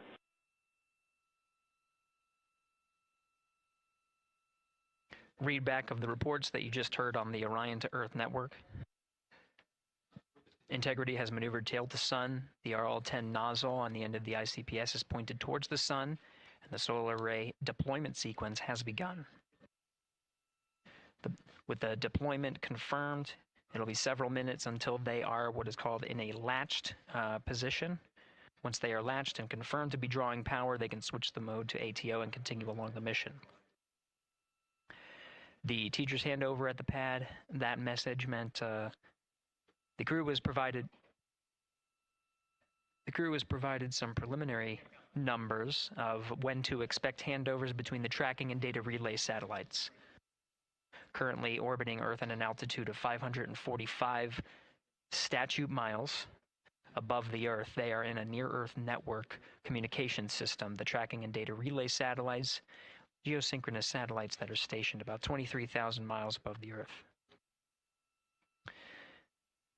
After the apogee rays burn, that occurs later today, the burn itself will put them in an altitude that surpasses the range of the tracking and data relay satellites, and they will transition to the deep space network today. And Integrity, for prop messages, we see 2 temperature measurements right near the line. It's that momentary message you saw earlier. We're going to suppress those. It's CM helium heater 2 T1 and heater 1 T1. They're going suppressed. Integrity, thank you. We see the same.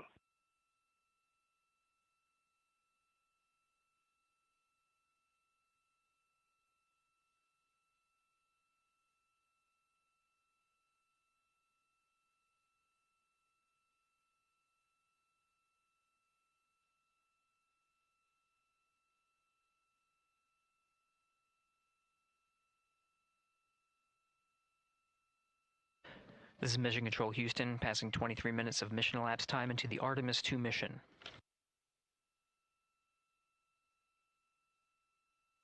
This is after a launch that began at 5:35 and 12 seconds Central Time, 6:35 and 12 seconds p.m. Eastern Time. Right now, the orientation you're seeing from our arrow visualization that translates some of the telemetry that we're getting from the spacecraft and puts it into a model so you can follow along on some of the milestones that we are following here. The RL-10 nozzle that you see at the left end of your screen, though it is currently not firing, that nozzle is pointed towards the sun, and the solar arrays are currently deploying. From this visualization, they look fully stowed in a position. Integrity, we are happy to report that Jeremy has the O2 sensors on. Copy O2 sensors.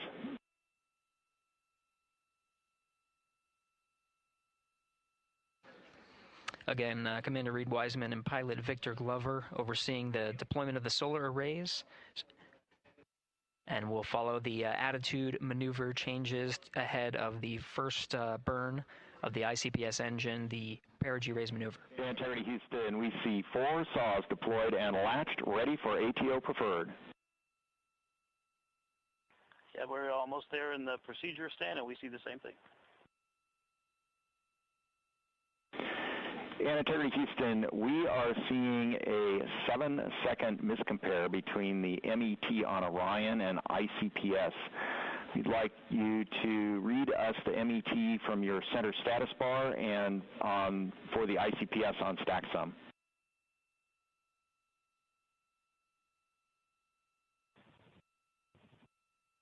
And Stan, we see a absolutely precise alignment. MET 25, 14, 15, 16, precisely aligned with ICPS MET. Copy. Thank you for that. We'll investigate a ground issue. And Houston Integrity, ATO preferred set. Copy. ATO preferred.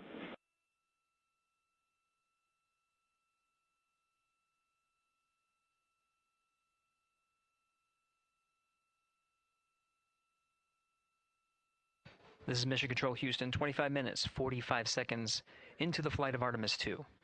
We have confirmation that all 4 solar array wings are deployed and latched. This is the configuration needed to switch to ATO preferred, which you did hear confirmed from pilot Victor Glover. That mode has been switched. There's also a discussion with Capcom Stan Love and Commander Reed Wiseman about the alignment of the MET clocks on the Orion spacecraft and the ICPS. Commander Reed Wiseman confirmed the clocks are in sync, no issues. They're going to investigate it on the ground. We're proceeding with today's mission. 26 minutes of mission elapsed time and counting.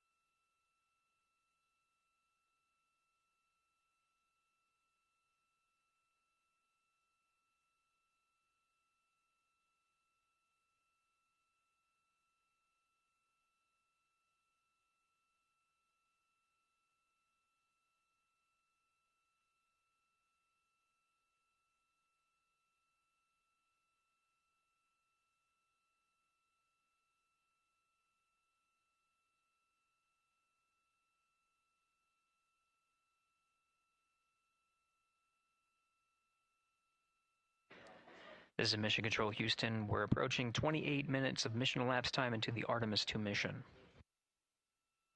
At this point, we've had a successful liftoff from the pad at 5:35 p.m. and 12 seconds p.m. Central Time, 6:35 and 12 seconds p.m. Eastern Time.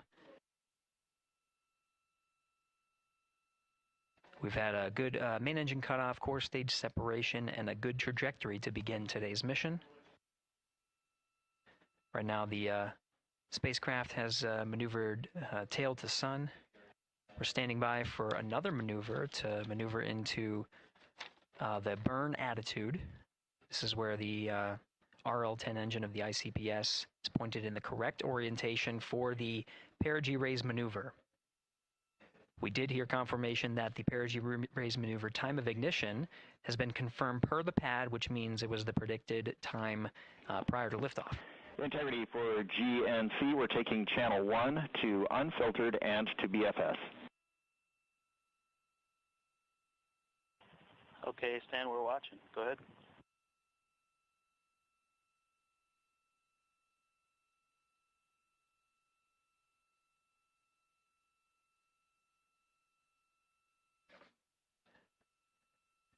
Capcom Stan Love reading up to the crew of Integrity. They will switch the navigation source from channel 1, standing by for confirmation that that switch has occurred. Pilot Victor Glover will receive confirmation when, and as at least watching to confirm that that switch has occurred. Again, the perigee raise maneuver that we're heading towards, not too long from now, we're actually inside 20 minutes at this time from the time of ignition of the perigee raise maneuver. We did have a successful deployment and launched of all 4 solar array wings. This is the configuration needed to commit to the perigee raise maneuver. Of course, flight controllers here in Mission Control Houston will continue to evaluate that everything is good before committing to that burn. The perigee raise maneuver does raise the perigee, the lowest point in the orbit, from 15 to 100 nautical miles. The 100 nautical mile mark is needed to continue in low Earth orbit and hit the target for the apogee raise burn. That will put them in a high Earth orbit for the remainder of the day and set them up for the right position to execute the translunar injection and head to the moon tomorrow. The burn duration of the perigee raise maneuver is 26 seconds. It's a relatively short burn, but it does raise the perigee and do the job to get into the correct position before firing that main engine on the ICPS. The pad had a teacher's handover. This is the tracking and data relay satellites. East to west, they are geosynchronous satellites that are positioned around the globe. And as Orion makes its way around the Earth right now, above the west coast of Africa, at an altitude of about 923 statute miles, and counting.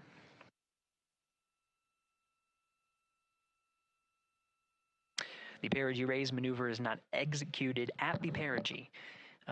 It is rather executed on the, actually closer to the apogee. But what it does is it raises the perigee on the other end of the orbit to 100 nautical miles.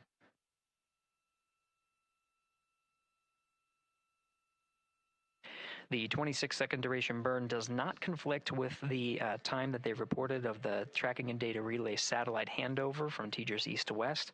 Again, geosynchronous satellites that are used not only by Integrity today, but the International Space Station as well.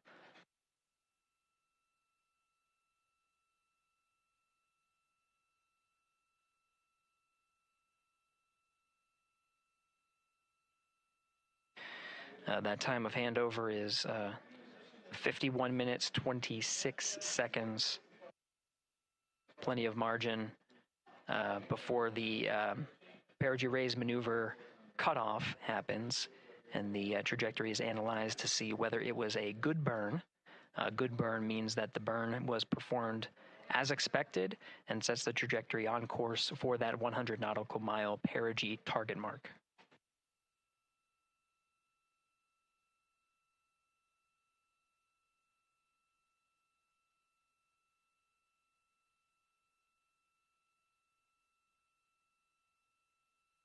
Again, for those sticking with us on NASA Plus and following along on our coverage, we will continue to follow and to cover the mission until, actually, we'll continue to cover the mission 24/7.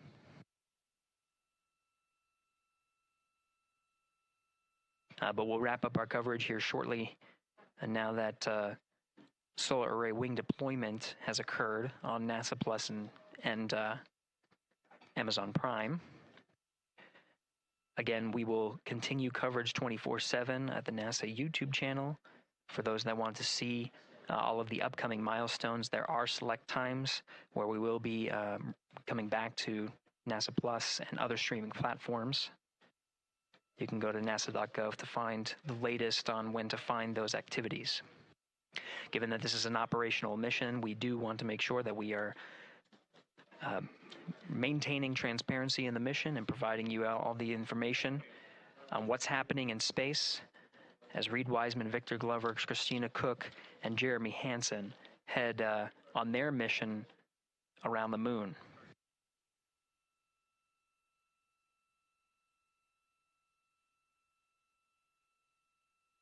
Inside Integrity at this time, again, the solar array wings have deployed. The Integrity is maneuvering to its burn attitude ahead of the execution of the perigee raise maneuver. Overseeing these steps is primarily done by Commander Reed Wiseman and pilot Victor Glover. Mission specialists Christina Cook and Jeremy Hansen focusing on some of the system activation inside of Orion, namely the environmental and control and life support systems. The activation and checkout of some of these critical systems are very important to continuing on the mission, making sure that those systems are in a good condition and in a reliable condition to provide the necessary environmental and control needs of the crew, with humans on board through the duration of the mission that extends 10 flight days.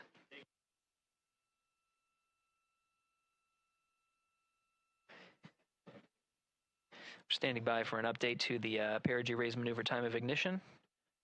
Should be right up to the crew very shortly. Integrity Houston, updated PRM numbers when you're ready to copy. All right, Houston, we are ready to copy. TIG is 2 seconds earlier at 4 minutes, 48 seconds. TIGO unchanged at 26 seconds.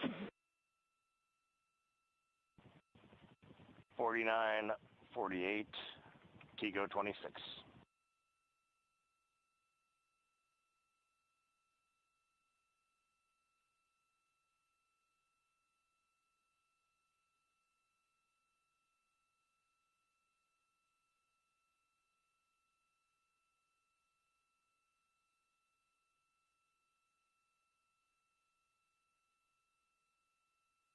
This is Mission Control Houston. With that update, we are approaching a little more than 13 minutes from the time of ignition of the perigee raise maneuver. That time updated to be 2 seconds earlier was 49 minutes, 50 seconds of mission elapsed time. We'll now move to 49 minutes, 48 seconds. The duration of the burn, that's what was referred to as the TGO, will still remain at 26 seconds. Relatively short duration burn, again, just raises the perigee of the orbit today.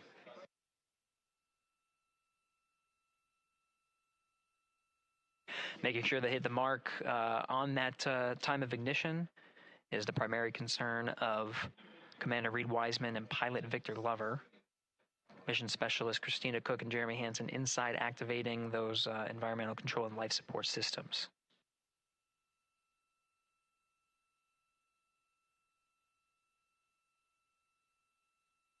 At this time, all 4 crew members are wearing the launch and entry suits. Integrity Houston, for Optimus on the PCD, we have time update instructions when you're ready.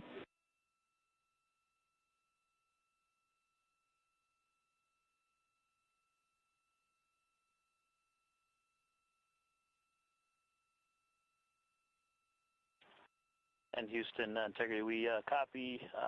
Hands are pretty busy at this time. I think we will call you back when we're ready for that. All right, that one is not urgent. 2 minutes to maneuver to PRM attitude. We are watching and concurred.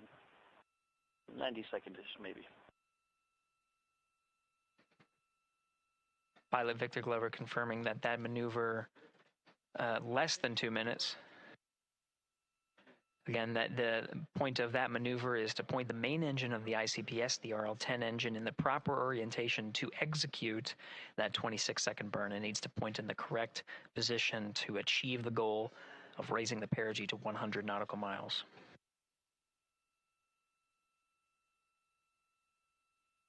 You heard some of the environmental control system activations over Orion to Earth. Jeremy Hansen activated the O2 sensors.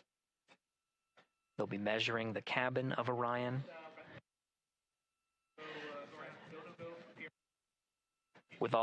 During all of the activations, here on the ground in Mission Control Houston, Flight Director Judd Freeling is doing a poll with all flight controllers in the room to see if we are in a go position to go ahead and execute the perigee raise maneuver. Once concluded, Stan Love will report it back up to the crew, and we'll stand by for that.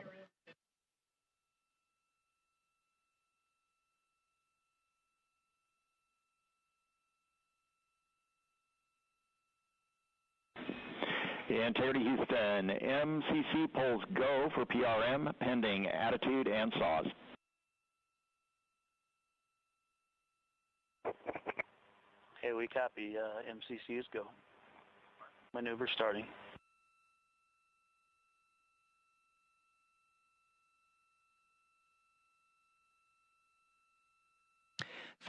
Minutes of mission elapsed time. The maneuver to the burn attitude has begun. The maneuver also is paired with reorientation of the solar array wings that have been deployed. They will have various positions throughout the duration of the flight. Of course, solar array is meant to maximize the draw of power from the sun. So when deployed, we're in a biased solar array wing configuration that was called solar normal.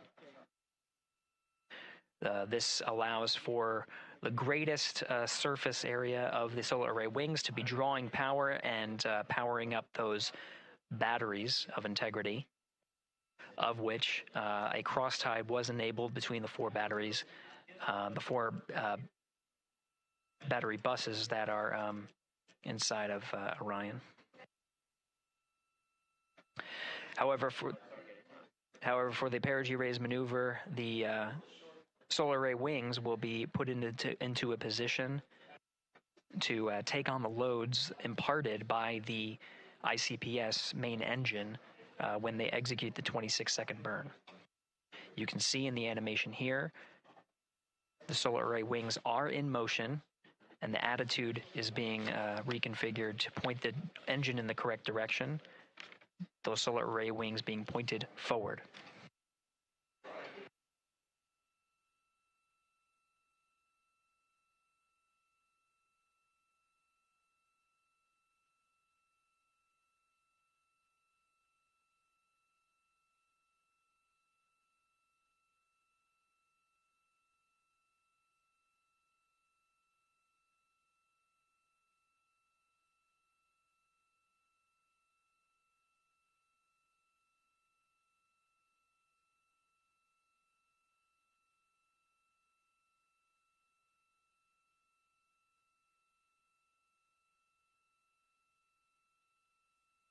You're getting a live look inside the Artemis 2 mission flight control room. The team you see here oversaw the ascent of our 4 astronauts inside Integrity, launching at 6:35 and 12 seconds p.m. Eastern Time.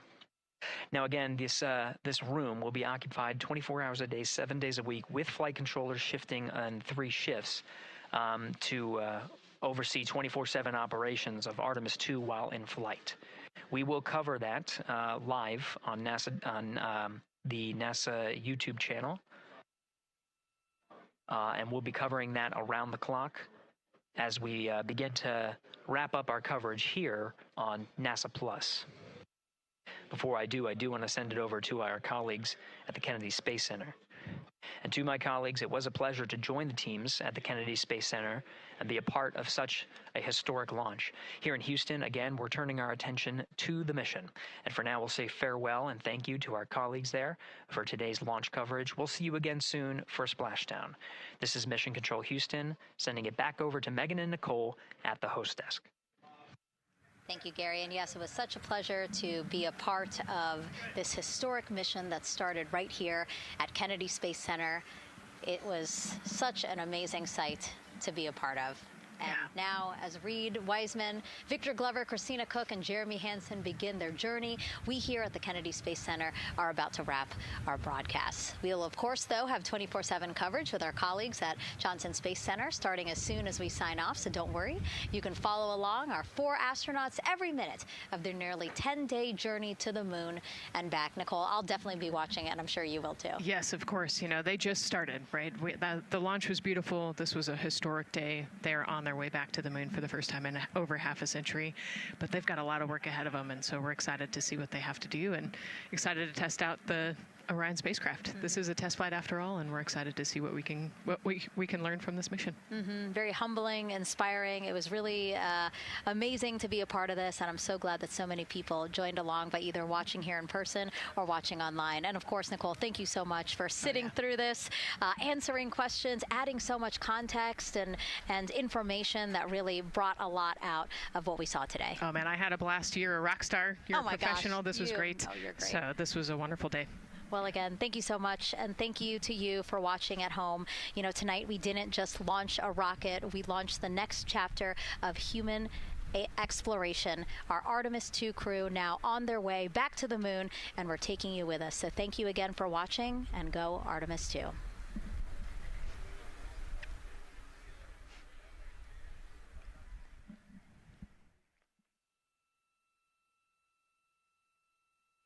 All 4 astronauts, and it appears all of them are undergoing their suit leak checks. Yes, a pre-flight tradition that we have seen with our crewed flights, the card game.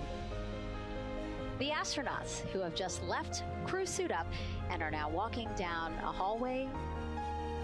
And here they are, NASA's Artemis 2 crew, taking their first steps outside for their historic test flight. And the four of them step into their astrovan. And off they go. Imagine being able to